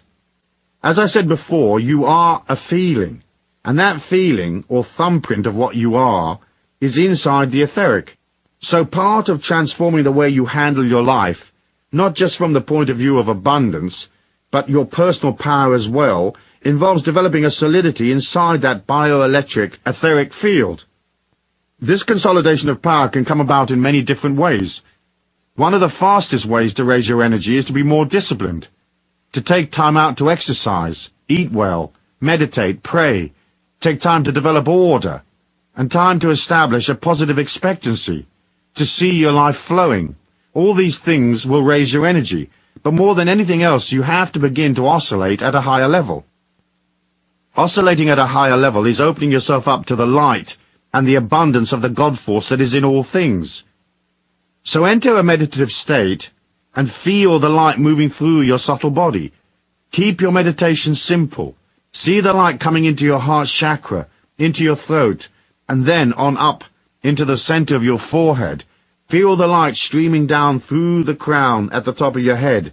Know the light is everything, that you are everything, and that you are the light. You can therefore be everywhere. But once the concept of I am light is firmly established in your mind, you exit the finite world of the ego personality and enter the infinite world of your spirit. Now you are enormous, everywhere, and eternal. Now feel the whole of this planet inside your heart. Visualize the planet Earth as a small entity that is orbiting your heart round and round. In this way, what you're saying is, I am bigger than life. I am bigger than my circumstances. I am divine light, eternal. So I am metaphysically larger than the confined space of this planet, or my life's day-to-day needs. It's a matter of standing astride the whole planet, like a huge colossus with the earth at your feet, knowing that you are in control of your life, and that there is a magic and a power all around you that will bring you endless rewards. You don't have to understand the mechanism of how it works. All we have to do is know that it does work. Deepak Chopra says in his book, The 7 Spiritual Laws of Success, inherent in every intention and desire is the mechanics for its fulfillment. Intention and desire in the field of pure potentiality have infinite organizing power, and when we introduce an intention in the fertile ground of pure potentiality, we put this infinite organizing power to work for us. The trick, therefore, is to keep your energy pure so that your potential remains fertile. If life is swamping you emotionally, if you feel timid and unsure, the subtle energy you project doesn't go forward. In fact, it collapses back on itself, which is why in troubled times people often say, "My God, I feel like everything is collapsing around my ears." This is the sensation of your subtle etheric closing in and coming back to protect itself because it feels weak, much like a small animal who huddles in a corner when a predator attacks. Express your energy outwards. You don't have to be perfect to be confident. Know that you are light, and know that you can move your energy to any distance across the earth plane. You can touch people and pull opportunities from tens of thousands of miles away. Distance is not involved when you live at the level of the divine light of God's abundance. There is no distance, so there is no limit to how far you can reach or how well you can do. The infinite nature of energy has within it the mechanics for fulfilling your dreams. That's certain. We watch it happening every day. Action. As part of concentrating on money, you will need to take some money action. Money doesn't move of its own accord. If you drop $100 bill in the street, there it stays until somebody picks it up, or the wind blows it. Similarly, abundance involves you moving towards opportunities. It is in the act of motion that you generate energy, and as I have said previously, money and energy are the same. So each day, take one defined, concerted action which will assist you in your money-gathering activities. Plan out the deal, print the brochure, attend the conference, whatever it takes. Action, action, action. Lots of it. Meanwhile, continue to do things that help strengthen your feelings. As I said in one of my books, you can go to the most expensive hotel in town and just sit in the lobby and have coffee. But you have to move towards the thing you desire. You have to join in your feelings so that the abundant world, which you are entitled to be a part of, is not something strange to you. It is not hazy, unobtainable, or laced with negative energy. As you move towards abundance, walking in and out of expensive shops, having a coffee in the Grand Hotel, buy the financial papers, even if you don't already get them. Most stock exchanges have visitors programs, so go visit the exchange, even if stocks bore you silly. Join, join, join. Become comfortable with the idea that you and abundance are not separate and different. You are money, and it is you. Gone is the hazy wave. Now comes the solid particle you manifest through concentration. You have to think in terms of the potential for abundance as a natural part of your energy, your subtle body. As you take action, it's like water going from steam to ice. Action is a manifestation of power. You have to have power in order to collect money from people. So it's vital that you now reinforce your affirmation of abundance by taking action. Taking action doesn't have to cost you anything. You can walk in a field of wheat and notice how much wheat there is, or you can walk down an expensive shopping street saying, "Wow, these clothes are really beautiful. When the time is right, I will acquire as many of them as I want. Aren't they lovely?" Take actions, any little action, for it's not necessarily one particular action that gets you the money. They all act as affirmations that you will help yourself. The real money may come from somewhere else. Via action, opportunities go from possibilities to probabilities and into reality. Then you can haul them round to the bank, clunk them on the counter and say, "Hey, this used to be a hazy wave. Now it's a check-style solid particle. Please be so good as to credit it to my account. Thanks."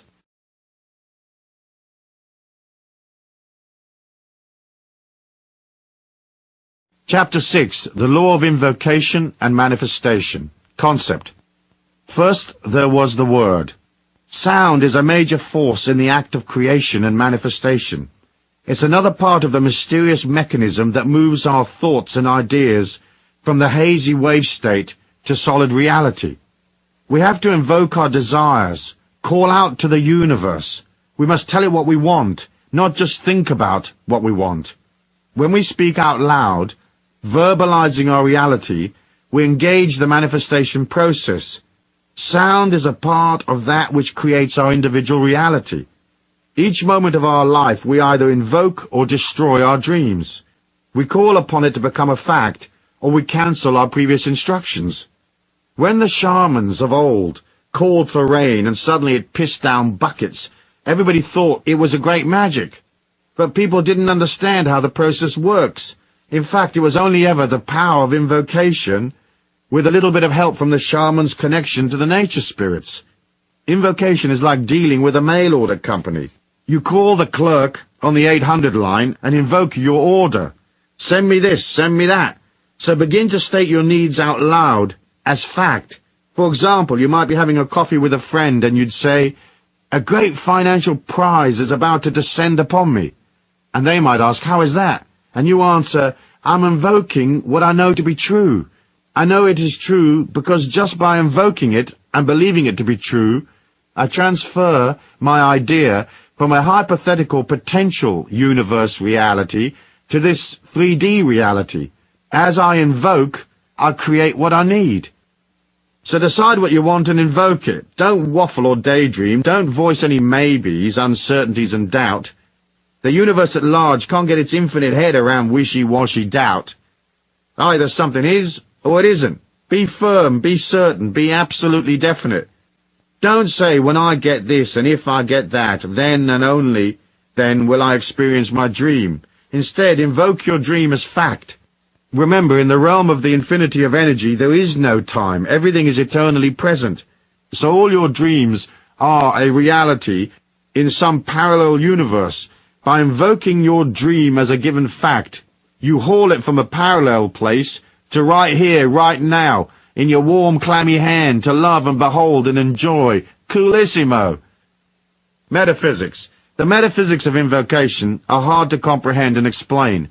I can't absolutely say why it works or what the real technology behind the law is. It seems to me that as we give voice to our reality, we not only move the air, but we also move the etheric reality around us.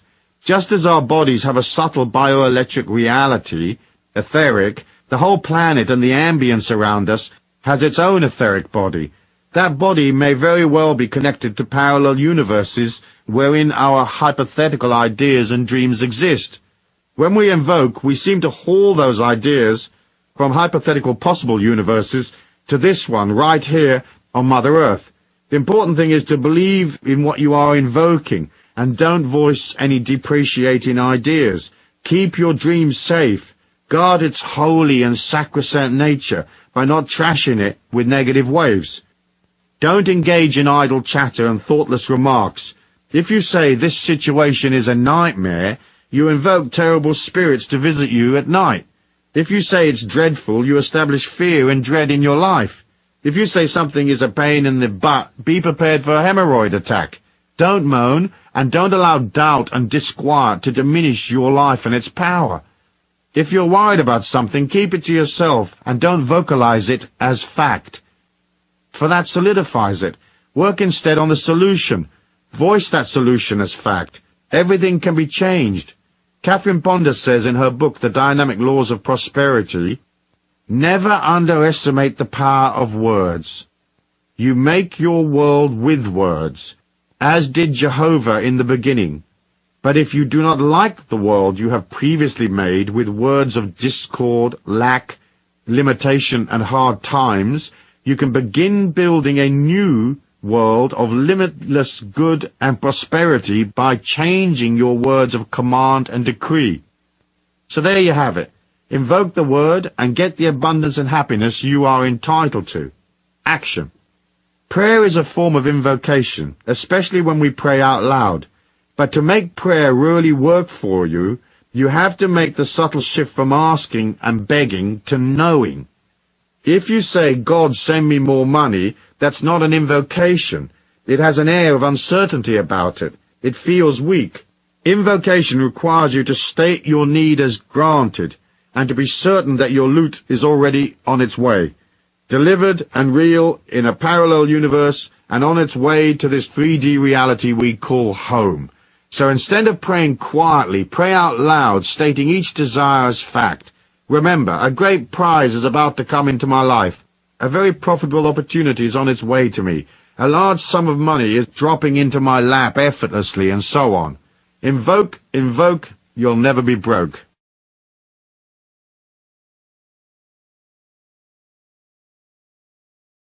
Chapter 7. The Law of Money and Ego. Concept. The function of the ego, among other things, is to concentrate on keeping you alive, and to give you an identity. The ego wants to separate you from others, so it is naturally competitive. It believes in and promotes exclusion rather than inclusion. The ego needs specialness, distance, and separation from others to feel okay, and to go beyond its fears and insecurities. The number one ego-driven force fueling the planet, other than sex, is money. Money is a symbol of importance, and feeling important allows the ego to believe itself distant from other people. When there is distance, the physical body of the person in which the ego dwells can be observed. As I said in Law 5, at a subatomic level our reality exists in a hazy state. It's nowhere and everywhere. It's only when you observe something that it becomes solid. So the ego likes to establish observers. It's one of the ways the ego controls you, keeping you edgy and stiff and in prison, brainwashed into accepting its ideas. It's difficult for most to understand how that stiffness and fear causes them to miss opportunities. Unravel the baggage, shift your mind about the need for importance and specialness, and suddenly you are free. After all, what you really need is a happy, liberated, creative life. Seeking admirers and observers is for the weak and insecure. You're not a performing dog, acting out, hoping for attention and a tasty morsel. It's degrading and debilitating, and spiritually it's rather ugly. There's no greater abundance than the abundance freedom offers. To unshackle from the ego's manipulation of you is to transcend. It's a hair's breadth from total enlightenment. What is the point of being enormously wealthy if you're neurotic and scared? What is the point of being famous if it means you create for yourself a luxury prison of sadness and loneliness, surrounded by yes-men and minions, but without the company of real friends who love you, who accept you unconditionally, people you can love in return? As I said in The Trick to Money is Having Some, money-making is not a serious business. It's a game that you play.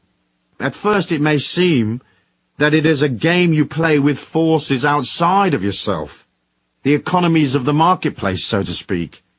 But as you proceed, you discover it is actually a game you play with yourself. Detaching from the seriousness of money involves moving from ego-oriented ideas to a spiritual comprehension of money. Once you are no longer separate from the rest of the world, and you've joined the infinite self within, you're back in the divine light that connects us all. You see the evolution of the earth plane as a combined evolution of all the souls upon it. So rather than grabbing and pulling to make your assets and valuables separate from everybody else's, you realize you are a part of everything, and everything is a part of you, which means, of course, that everybody's money and wealth becomes your money and wealth. This helps you enormously, because it opens you up to the possibility of receiving large amounts of other people's money without having to actually do any work. Like winning a lottery, finding money in the street, coming upon a fantastic money-making opportunity or whatever. Poverty is established by the separation the ego creates. It is the root of poverty consciousness, if you like. By becoming a part of all things, you create an abundance consciousness. Seriousness is a disease of the ego. Life isn't really serious. It's just a short journey. Yes, there may be pain, anguish, and other negative emotions in your life, but those negative emotions are generated by contradictions of the ego. The ego wants life to go one way, and circumstances come along and contradict it. Our journey on this earth plane, when viewed in its spiritual context, is a completely positive experience. Seriousness warps your life and disconnects you from your childlike self. The creative power inside of you is childlike, and creativity equals money. If you deny yourself access to the child within because you're too serious, you also block your connection to the divine light and your feminine self. Every creator who's any good uses their feminine side to create with.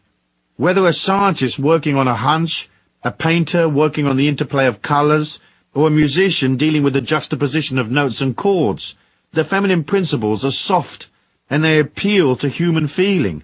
In fact, creativity is the only evidence left of our societies once they've come and gone. We don't remember the businessmen of Rome, or the various generals that fought the Trojan Wars. Even the kings and queens of old are fairly uninteresting.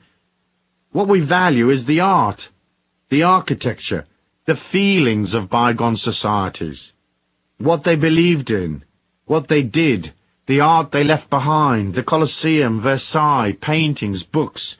Those are the things that have meaning, and so they last. We remember the yin, because it is through the yin and softness that the God force is expressed. So if you're a little too serious, lighten up, dude. Try to make light of life. Embrace its childlike beauty.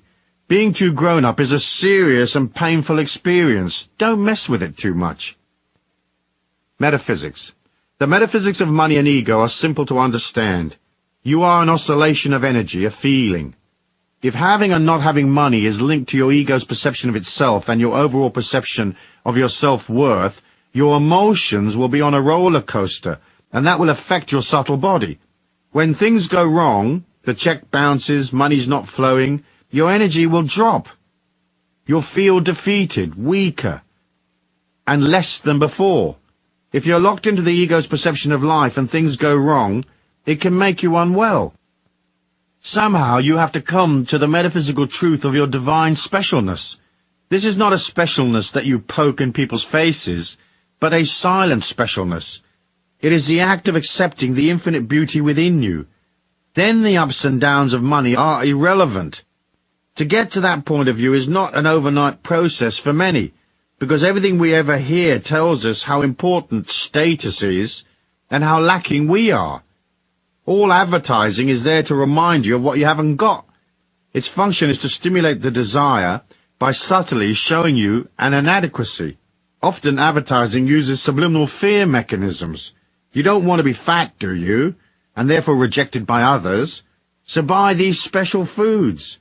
You don't want wrinkles, do you? And therefore be lonely and unloved. Rub this useless cream on your face. You want admirers, don't you? Buy this glitzy car that will fall apart in 2 years. Advertising also stimulates debt.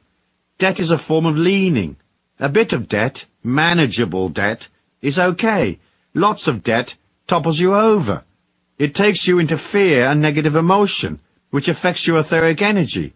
Once the etheric starts to wobble, you have less protection from outside forces and psychic intrusion, and you may experience even more fear, get depressed and so forth. The way the government and the media play to the ego is an insidious control trip. It's designed to make you a prisoner. The only defense you have against TikTok's bombardment of you is to detach.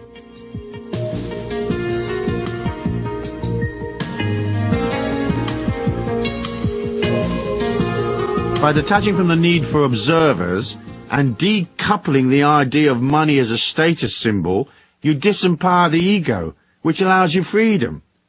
You can just be you and free. Yes, you can have aspirations, dreams and desires, but they shouldn't be obsessive. You have to live life in the meantime, and you have to have fun. If you're not having fun, something is very wrong. Look upon money as the driving force of your creativity. See it as solidified love, and don't use it as a security device. Then your emotions will be stable, and you'll be liberated and stress-free. Use your money to buy fun and light-heartedness. Action. As I said in the concepts section, lightening up and becoming less serious is the key to changing money from an ego symbol to what it actually is, a symbol of the appreciation of energy. It's a part of becoming less and less complicated.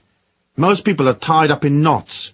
Their life takes endless management and sorting out. Take action. Toss out stuff. Gently and kindly get rid of the people you don't need, that are a drain on you. Manage your time better and get rid of all your superfluous commitments. Stay in the pocket and keep it all as simple as possible, given your circumstances. This way, you'll come to the childlike self. When you find that inner child, parent it, nurture it, look after it. That action of itself will grant you all the security you will ever need. You can never reconcile your life unless you rediscover that inner child and learn to keep it happy. So go to a toy store and buy yourself some games, play in the rain, roll in the mud, or whack your face in a cream pie. I was in a la-di-da restaurant in San Francisco with my ex-wife, my little boy and some kids and a bunch of relatives and friends. It was a very expensive restaurant, extremes of la-di-da with lots of very serious, important people, dining in whispers, having dull dinners. At the end of the meal, I ordered a bunch of gooey meringue pies. It wasn't on the menu, so the chef had to make them up specially for us. The maitre d' ceremoniously brought the pies out and placed them in front of each of us. We were 10 at the table. We waited for a second or two, staring at the pies with glee, and then on the count of 3, each of us at the table picked up our pie and whacked it in the face of the person sitting to our left. We all gave and we all received. The children went ballistic, laughing their heads off. We fell to the floor in hysterics. We couldn't contain ourselves. The maitre d' was shocked. There was sticky meringue everywhere. Some of the other customers were laughing fit to burst. Others were absolutely appalled, and they probably have never gone back to the restaurant again. The sugar in the meringue stings your eyes a bit, but boy, did we have fun. If you've never done something like this, try it. Being light-hearted is angelic, and being angelic is being infinite. And being infinite is easier than being stuck with a bunch of boring grown-ups who fret over their investments, who strut and work hard and pay out money for stuff that doesn't make them happy. If you're suffering from negative emotions or pain, internalize it and work on it on your own. Do not project it onto others. You have to be responsible and own your own pain. Sure, you can talk about it to a therapist, or you can share your troubles with a friend, but in the end, you are your pain. It's personal to you. You don't have the right to project it on others, leaking anger and disquiet, spoiling their energy by dolloping your stuff upon them. That's bad karma, as is manipulation, vengeance, and nastiness. As a part of setting you free and liberating yourself from fear, don't bother to push and shove and compete with others. If they need to be hot shots, let them. If they need to prove how clever they are, let them. Act simple and just listen. It's a good discipline. If they need to be first, step aside. Let them pass. The sun will rise exactly the same time for everyone in the neighborhood, no matter who rushes ahead or who ambles along at peace with himself or herself. It's the belief you have to compete that creates lack, and the fear of lack. Once you raise your energy, you don't need to compete. Once you don't need to compete, you're no longer scared. When you're no longer scared, you resonate a stronger energy. More people show up, and you can bill them all the more. These laws of money are so simple.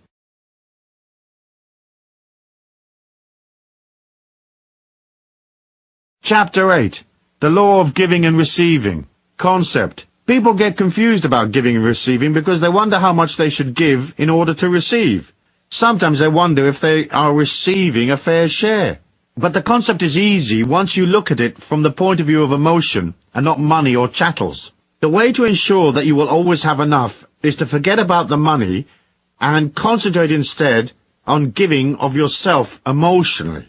That is, supporting people, putting out energy, being there for others. People are scared and insecure, and they need emotional support. They need protection. It costs you nothing to give it to them. To do so, you have to put aside your problems and worries.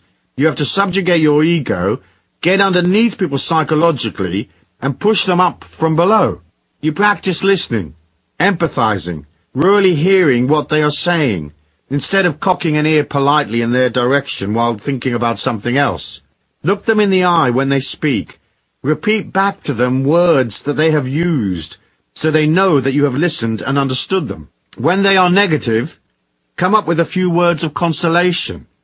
Recognize that their emotions are painful for them to bear. Say, for example, "Gee, I understand. That must be tough. It must be very disappointing for you that such and such a thing happened." Don't buy their emotion, just be there for them while they let it out. Don't try to fix things. People usually don't need fixes, they just need a strong, kindly person to listen and to empathize. A few theirs is all it takes. Show interest in life and humanity and people. When you meet someone, ask them questions. Where were you born? Who are you? Are you married? Where do you live? Be there for them. And listen to the answers. Concentrating on people is loving them, so agree to concentrate. That is emotional giving. It helps people feel more secure. Then, never depreciate them or their efforts. At best, you might suggest in a non-threatening way some other course of action, one that might be stronger, more likely to succeed than the course they've embarked on. Never trash people or dump on them. Never say things that might hurt them or scare them. Always try to keep them safe. Make these laws of giving a part of your code of living. You will fail, as we all do, and you'll get annoyed and lose it. But keep trying, for in the end, you have to fall in love with life and yourself. And falling in love with humanity is one of the ways you learn to love yourself. It's the first hurdle in the giving game. It's the way we master giving. And in doing so, we develop a spiritual quality. We develop charm. Through it, you become spiritually prettier. People respond to that. They will seek you out. Emotional support and protection is kind and benevolent. In a harsh dog-eat-dog world, it's pure heaven when you meet someone who's benevolent and kind and there for you. Once you have the emotional giving sorted, the rest of it follows along naturally. You give of your money and gifts depending on what you can afford. You don't have to spend a lot.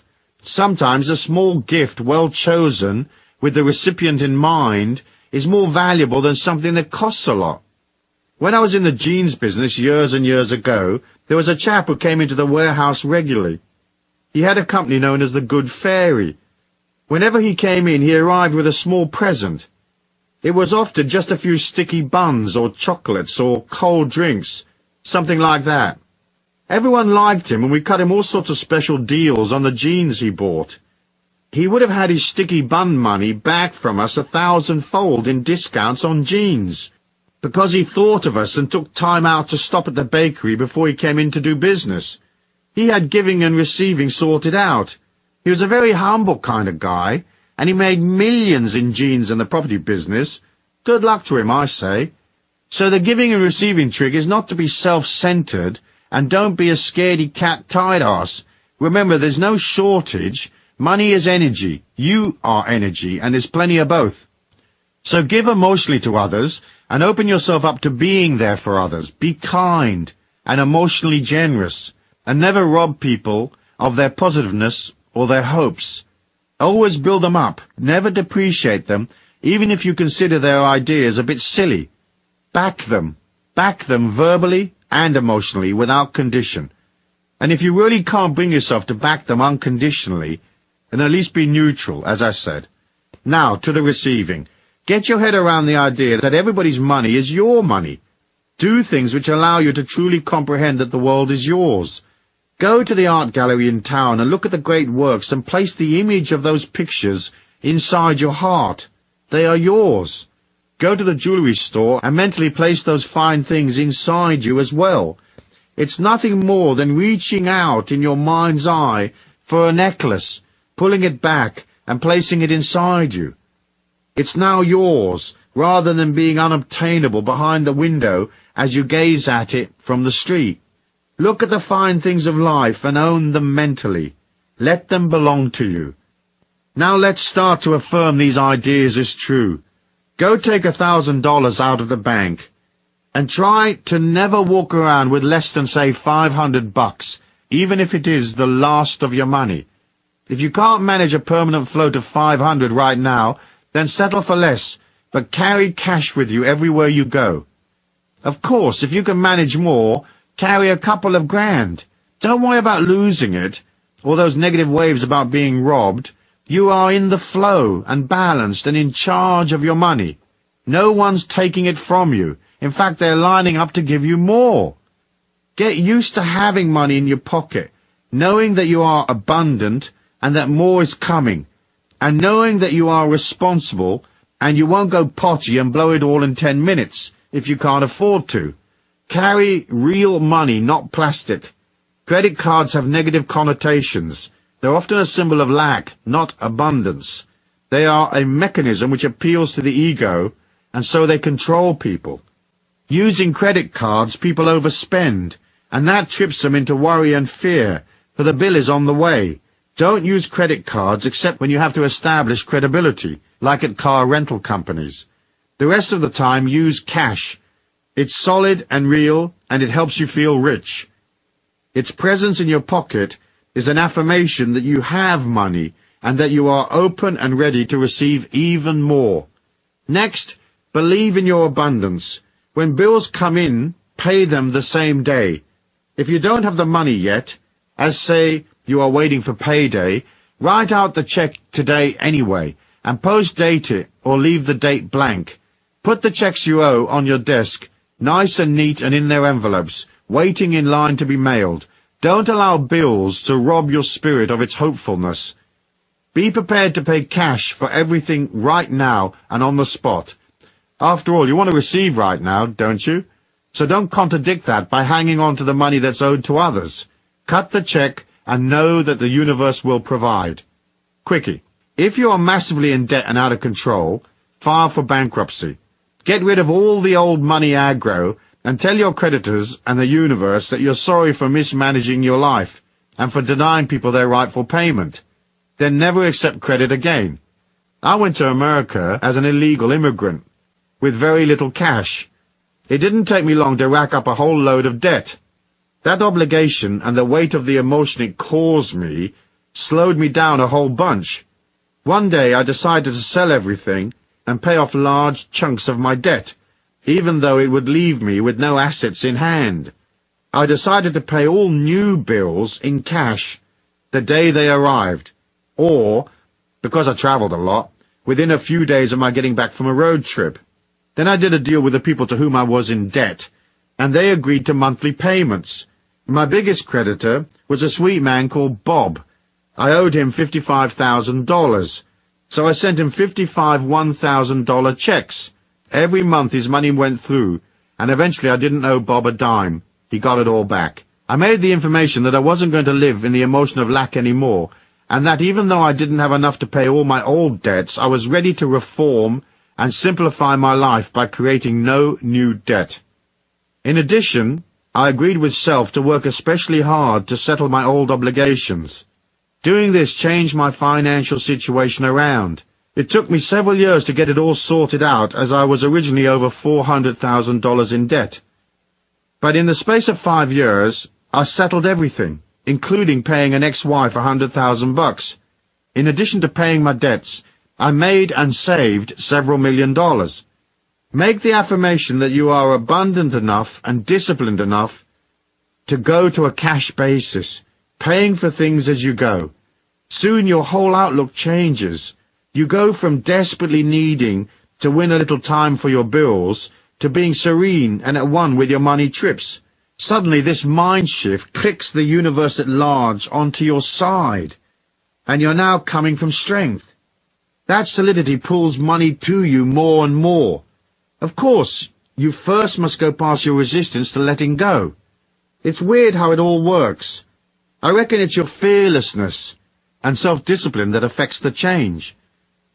I should also remind you that, as part of your affirmation that you're open and worthy to receive, you'll have to practice accepting what is offered to you in life. I deal with this idea a lot in my other books, so I won't dwell on it here, but let me remind you of the rule. First, whatever gifts you're offered, no matter how useless or grim the gift might be, take it. Never refuse to receive. Worst way, you can always give that dreadful vase to someone you don't like. Second, never refuse money from anywhere. If a friend offers to pay for dinner, let them. Be gracious and thank them and tell the universe, thank you for paying for my dinner. If a person wants to pay you for some inconsequential act, accept, and never walk past money on the street without picking it up, even if it's just a small coin. Humble yourself and stoop for it. It doesn't matter what others think. You can't put out the message that you're too proud or too uptight to receive free money. The universe doesn't know the difference between a dime and $1,000,000. If you refuse the dime, the universe thinks you don't want money, so you collapse your chances. Accept all that is offered to you, even the mucky coins in the mud. Make it a rule never to refuse anything that comes to you for free. Metaphysics. The metaphysics of giving are silent and centered around the projection of your etheric subtle body. When you express hope and cheerfulness, when you are expressing outwardly emitting energy, your etheric is like the sun.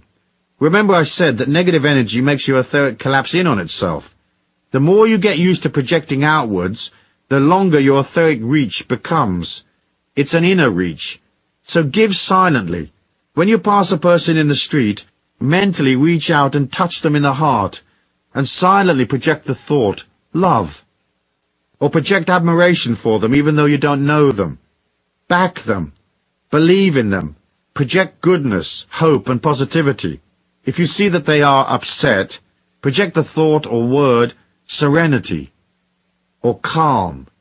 If you see them angry, project peace. Don't judge them. Know that they have some inner issue unresolved, probably from a long time ago. Love them even if they appear a bit ugly.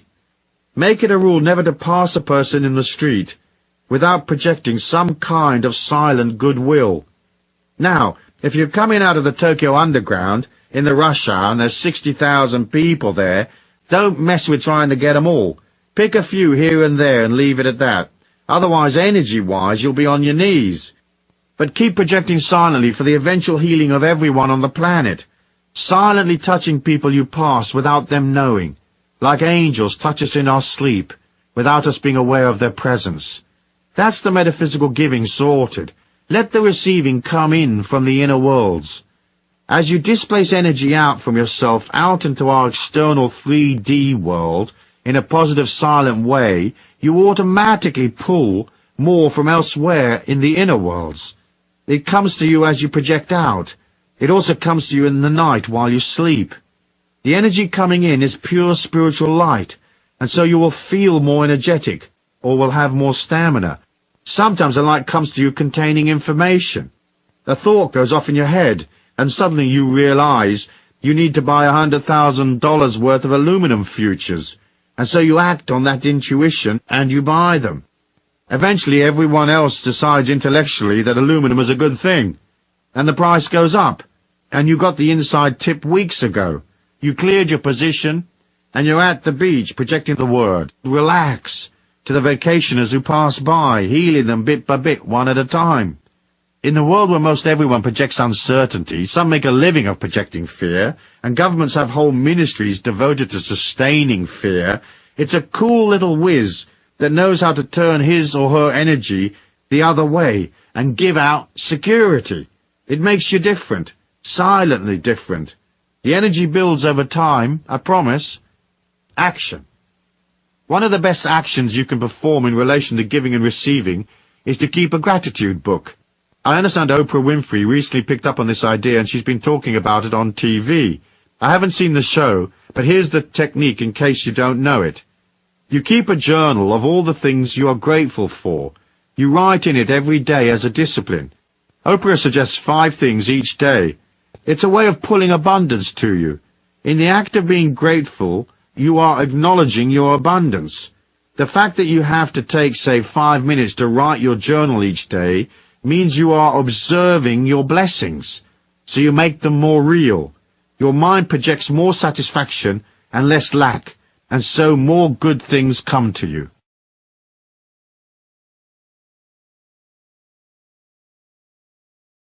Chapter 9. The Law of Honor, Integrity, and Abundance.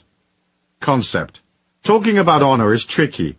It doesn't take much to come off as a righteous Pratimus Maximus of extreme pomposity and silliness.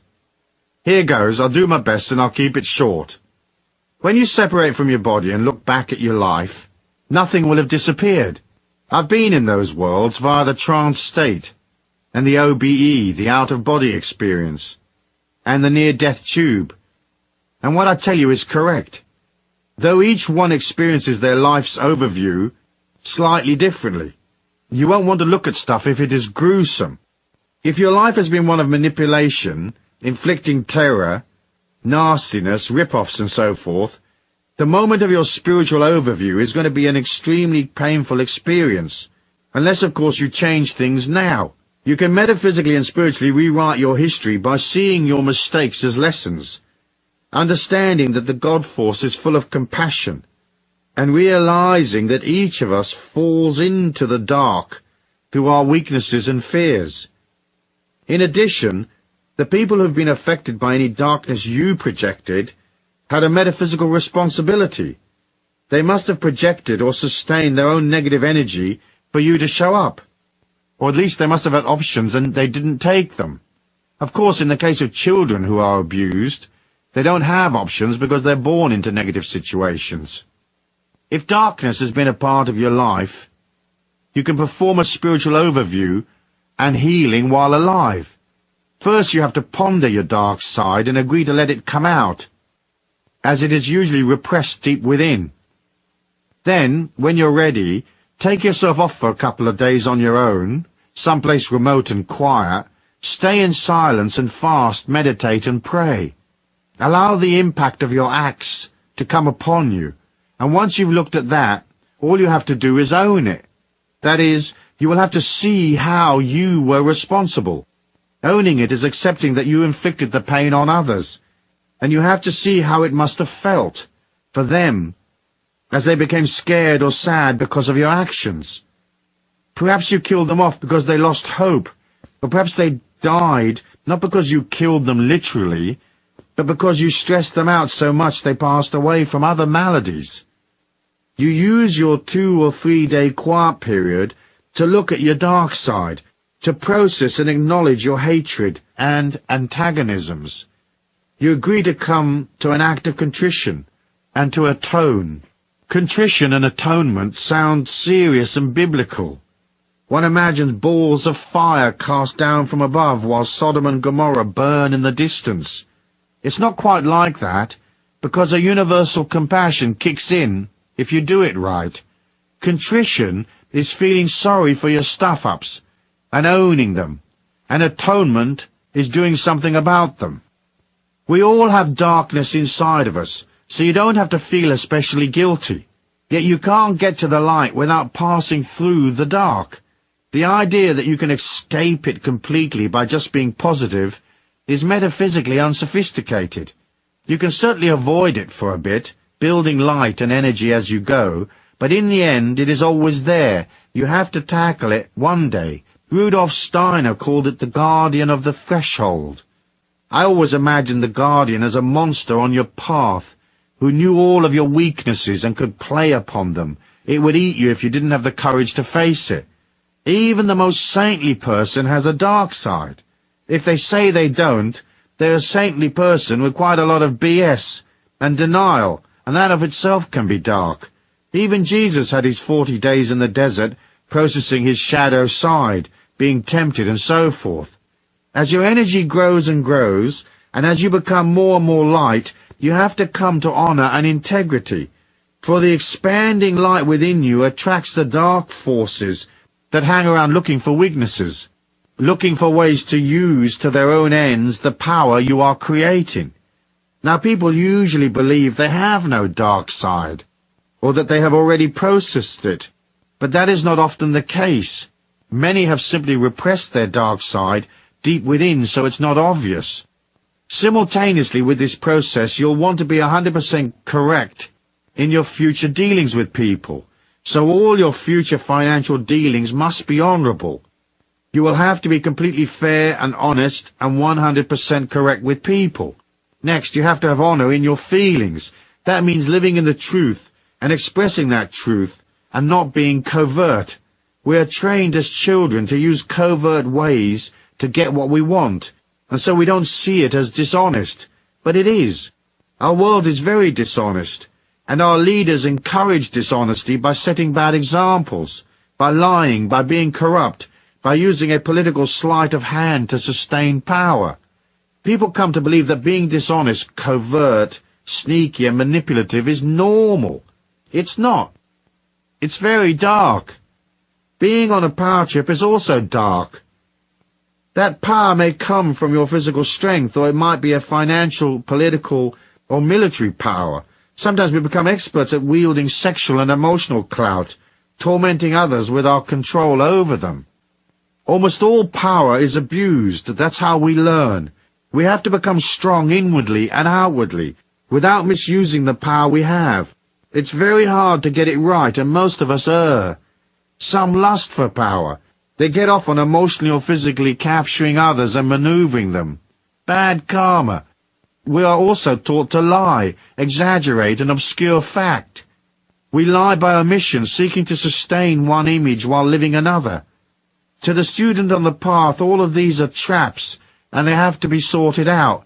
For when you lie, it is to yourself. When you cheat, the same. When you manipulate, you create a prison for yourself as well as your victims. In the end, everything you do is to yourself. There's only the oneness, so all acts are self-infliction. Metaphysics. The metaphysics of honor are simple. You can't hide from the truth, so you have to let go, humble yourself and look at the truth, and fix the bits that are less than best. Each of us has fear, hatred and antagonism. Each of us cheats emotionally, financially or sexually. We each have our transgressions. You rewrite your history by looking at that. Perhaps it may result in you suffering a dark night of the soul, but it will pass as you grant yourself forgiveness. Gradually, the power of the infinity within you bathes you in a new light, and you are made whole. In this way, you complete your act of contrition. Action. Atonement is the act of making good, so you can go back and pay off, if you can, the people you cheated. You apologize if you have hurt people, or you atone by charitable acts and good works. Perhaps you can't repay those you owe, but you can make a donation to some cause from which they might benefit. Atonement is accepting full responsibility for what you've done without too many explanations and excuses, and realizing that you hurt people because you were trained that way as a child, or perhaps you allowed your fears and weaknesses to lead you astray. Then you vow that you will act lovingly and kindly to others for the rest of your life. You follow through consistently over a period of time, making good the hurt that you have inflicted. I don't think it's enough to just feel sorry and to say sorry. Sometimes you have to do something concrete as well. You can make all the money in the world and you can buy all the experiences possible and live a rich life, but a life without honor and integrity is completely worthless. So as a part of your abundance affirmation and the setting up of a new energy in your life, include the correctness of honor if you've not already done so. Live your life impeccably, on every front, financial, emotional, sexual. And if you exercise power, be benevolent, very benevolent. Chapter 10. The Law of Love, Compassion and Money. Concept. Most people can't get their head around the idea of money, love and compassion being linked together. The idea that money can be a symbol of love seems odd. We are so programmed the other way. Here's how they are linked. It'll help you see it all in a different light. There's a psychological war that goes on in us humans between self-hate and self-love. It's a part of another battle that persists. The energy war between living and dying, building energy and depleting energy. The two issues are wrapped up with abundance and love, and they can very dramatically affect your ability to earn money and pull abundance to you. Here's the concept. You start pre-birth as an infinite spirit in a spiritual dimension. There, the spiritual memory of what you are is eternal, and so you have existed in some form or another since the beginning of time.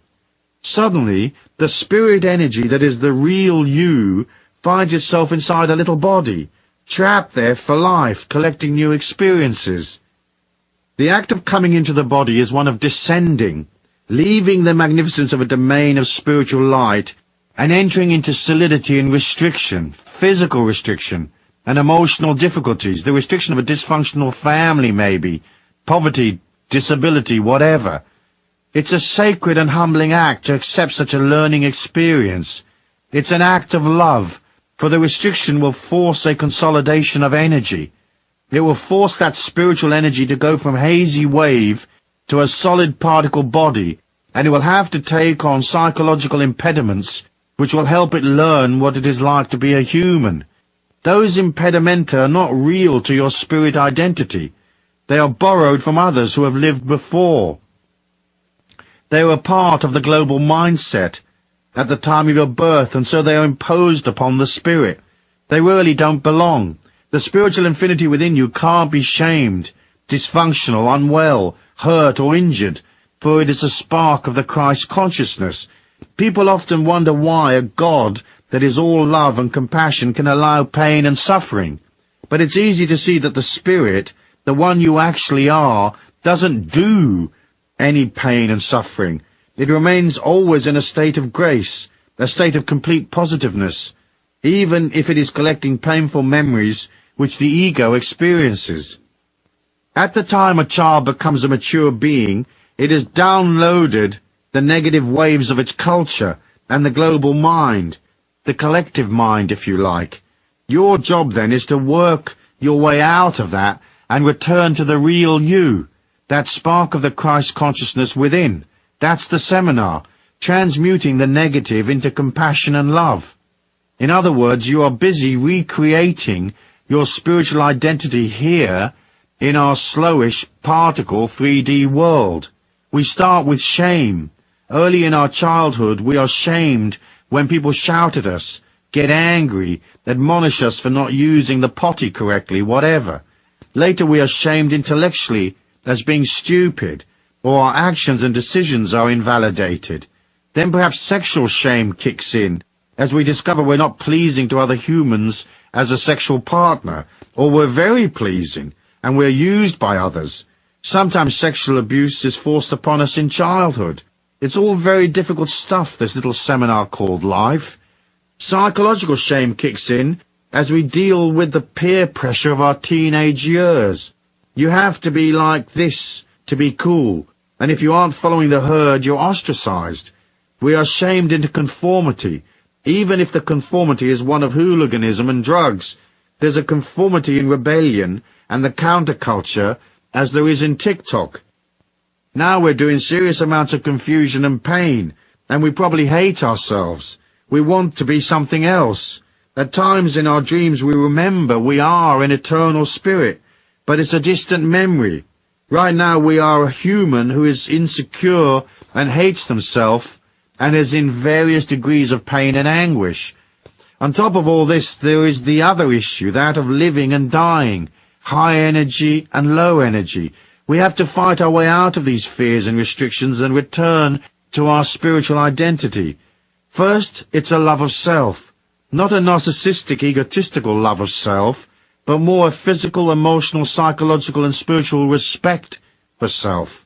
Can we love ourselves in spite of all we've been told, all the personal defeats we've suffered, the shape of our face, our lack of ability or whatever? That's the journey.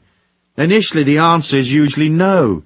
Self-hate kicks in. We anesthetize the pain via drugs, sex and illusions of power. Or we use overwork and alcohol to blot it all out, succumbing to our addictions. We feel that if only things were different, if only we had more money, if only we had a different set of conditions, if only a certain person acted in a certain way, then we would be happy. People would love us and things would be just fine. That's the story of most people's lives. Self-hate gets in the way of everything, including their money-making ability, because eventually they lose the will to fight on. There's a fine balance to the getting of money. It usually involves activity, and that activity takes you further and further from your real self. It burns energy and makes you less secure, not more secure. The security you seek is within. It comes from seeing yourself as beautiful. It comes from going through the healing we talked about in the last section. It's the act of self-love, the acceptance, detachment, and forgiveness of self. It's where you wake up and remember that you are not the spotty-faced teenager who was ridiculed and shunned. You are a powerful, eternal spirit, imbued with the Christ consciousness, and here with a mission to fulfill and lessons to learn. A spirit of infinite honor and integrity that has a connection to all the knowledge that exists. Nobody out there is perfect. We're not trying to compete in the perfection stakes. You can love yourself and be imperfect, as God loves us unconditionally. I really like the image of the water rat, this scruffy little rat that sniffs around on the edge of muddy river banks. It doesn't look like much, but the little rat is sitting there on a log by the side of the river, and he is what he is. He isn't apologizing for being a water rat, but simply stands inside a divinity and a spirituality which is the animal spirit of water rat. You are what you are. You might be an Adonis in the making, or an incredible goddess energy, or you might just be a little water rat who stands in front of the bathroom mirror in the mornings and says, I'm a water rat and that's okay. I don't have to convince people or act to please them. I don't have to work to win their affection. I don't have to pay for them so they will love me, because I love myself. I am what I am. I'm going out today. I'm going to believe in myself. I'm going to be honorable. I'm going to concentrate on people and treat them fairly. I'm going to treat myself fairly. For by nurturing myself, my energy will build, and I will become secure. I know that money flows to security, and away from insecurity, so by being more secure, I will prosper. When you are insecure, it turns people off. To spend money, people have to give away a part of their security. When they make the transfer of money to you, they have to feel solid. They have to feel they're getting something that will make them more, because they're paying out and becoming less right now. So if you're solid and contained and secure, it helps them feel solid, so they transfer their cash more readily. That is why self-hate destroys your money-making abilities. Partly, as I said, because it's hard for you to include yourself, and partly because you trigger insecurity in others, and that forces them to hang on and become tight. By booming out life force, love and strength and fine encouraging words to support people, you express a compassion for people's insecurity, and in the process you become stronger and more abundant. You become a divine paramedic offering people the oxygen mask of life force, dolloping out goodness and strength so they become less fearful. People will respond to that life force, and it's up to you to figure out how you're going to bill them. Money is a symbol of that life force, of its appreciation. Money can be a solidified form of love. Through the transfer of money, we facilitate love and communication with other humans. It offers us a simple system for providing for and loving and nurturing ourselves, and it is one of the ways of expressing generosity and kindness for the less fortunate. Metaphysics. The energy war is a simple one to understand. We generate energy and we burn it. Modern life and its psychic and chemical pollution threatens us daily. The personality is perpetually slightly off balance, slightly scared. We are constantly pushed from love towards fear. So we look for the life force to sustain us. As we fret and worry, we burn more etheric energy and become more edgy. We imagine that making a pile of cash will help us, and so we hurtle out to seek our fortunes. Often we use work to avoid our fears. When we're very busy, we don't have to look deep within ourselves. But soon our lives are real complicated, and it takes loads of our vitality and ego power to keep things flowing. Our energy drops and we become victims of our own self-hate. We become so lost in the false ego self rather than resting in the infinite real self. Gradually we become numb, existing in a vapid and lonely state. It's scary, so we look for someone whose energy we can feed upon to sustain us. But once we start trying to suck energy from others, they're not going to like it. They will respond by fleeing as fast as their chubby little legs will carry them.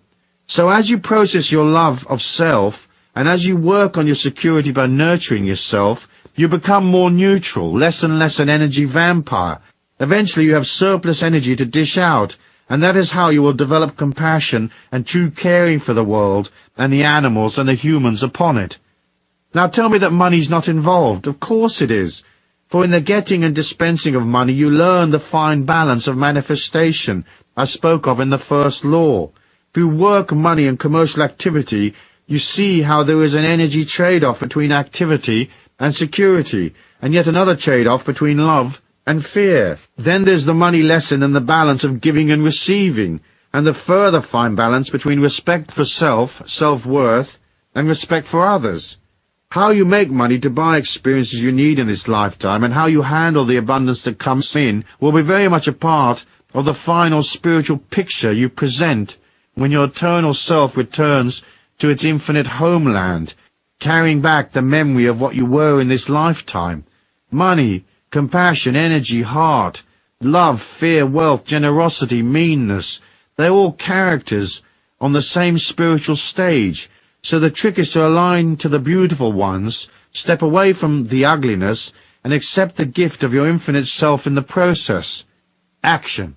The action of compassion and money is the act of becoming comfortable with life's situations and the state of your bank balance.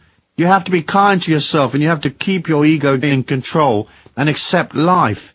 Otherwise the ego will yearn for things and force you to go out to work for it, to buy its stuff to make it feel better. Once you're at one with yourself, you will have compassion for yourself. Then you will, of course, nurture yourself. But you won't have to go shopping to distract you from your fears. As you become more aware, you become more real. Then, by discarding the useless stuff and eliminating unnecessary obligations, you become more balanced and settled, more silent and less manic. You'll also have less activity and stress, and you'll feel better, and so onwards and upwards. Do something for yourself every day, something compassionate and kind. I don't mean buy yourself breakfast, I mean do something that is spiritually or physically nurturing. A massage, a fast, a meditation, exercise, rest, play, that kind of thing. For it's in the quiet time that you see the great abundance of this life, and you'll move from the ego's disquiet to the spirit's wholeness, and you'll see that the things you worry about are often not worth the worry. In the quiet time you'll see what has real worth for you and what is just fluff and hype. Once you get real, all your energy can go towards becoming what you really need and want to become. That transformation must be a part of your story in this lifetime. Making money is not enough. You will have to do something that has meaning. You will want to collect memories in abundant settings, but you will also want to be surrounded by love and friendship. You will want to be doing things that you want to do. Yes, that's your story. Put aside the little nitty-picky ego stuff. Start today to act, invoke, and energize the grand plan, for it is yours by right. All you have to do is agree to step up and collect. So accept yourself and believe in yourself. Look the world in the eye and say, I am what I am.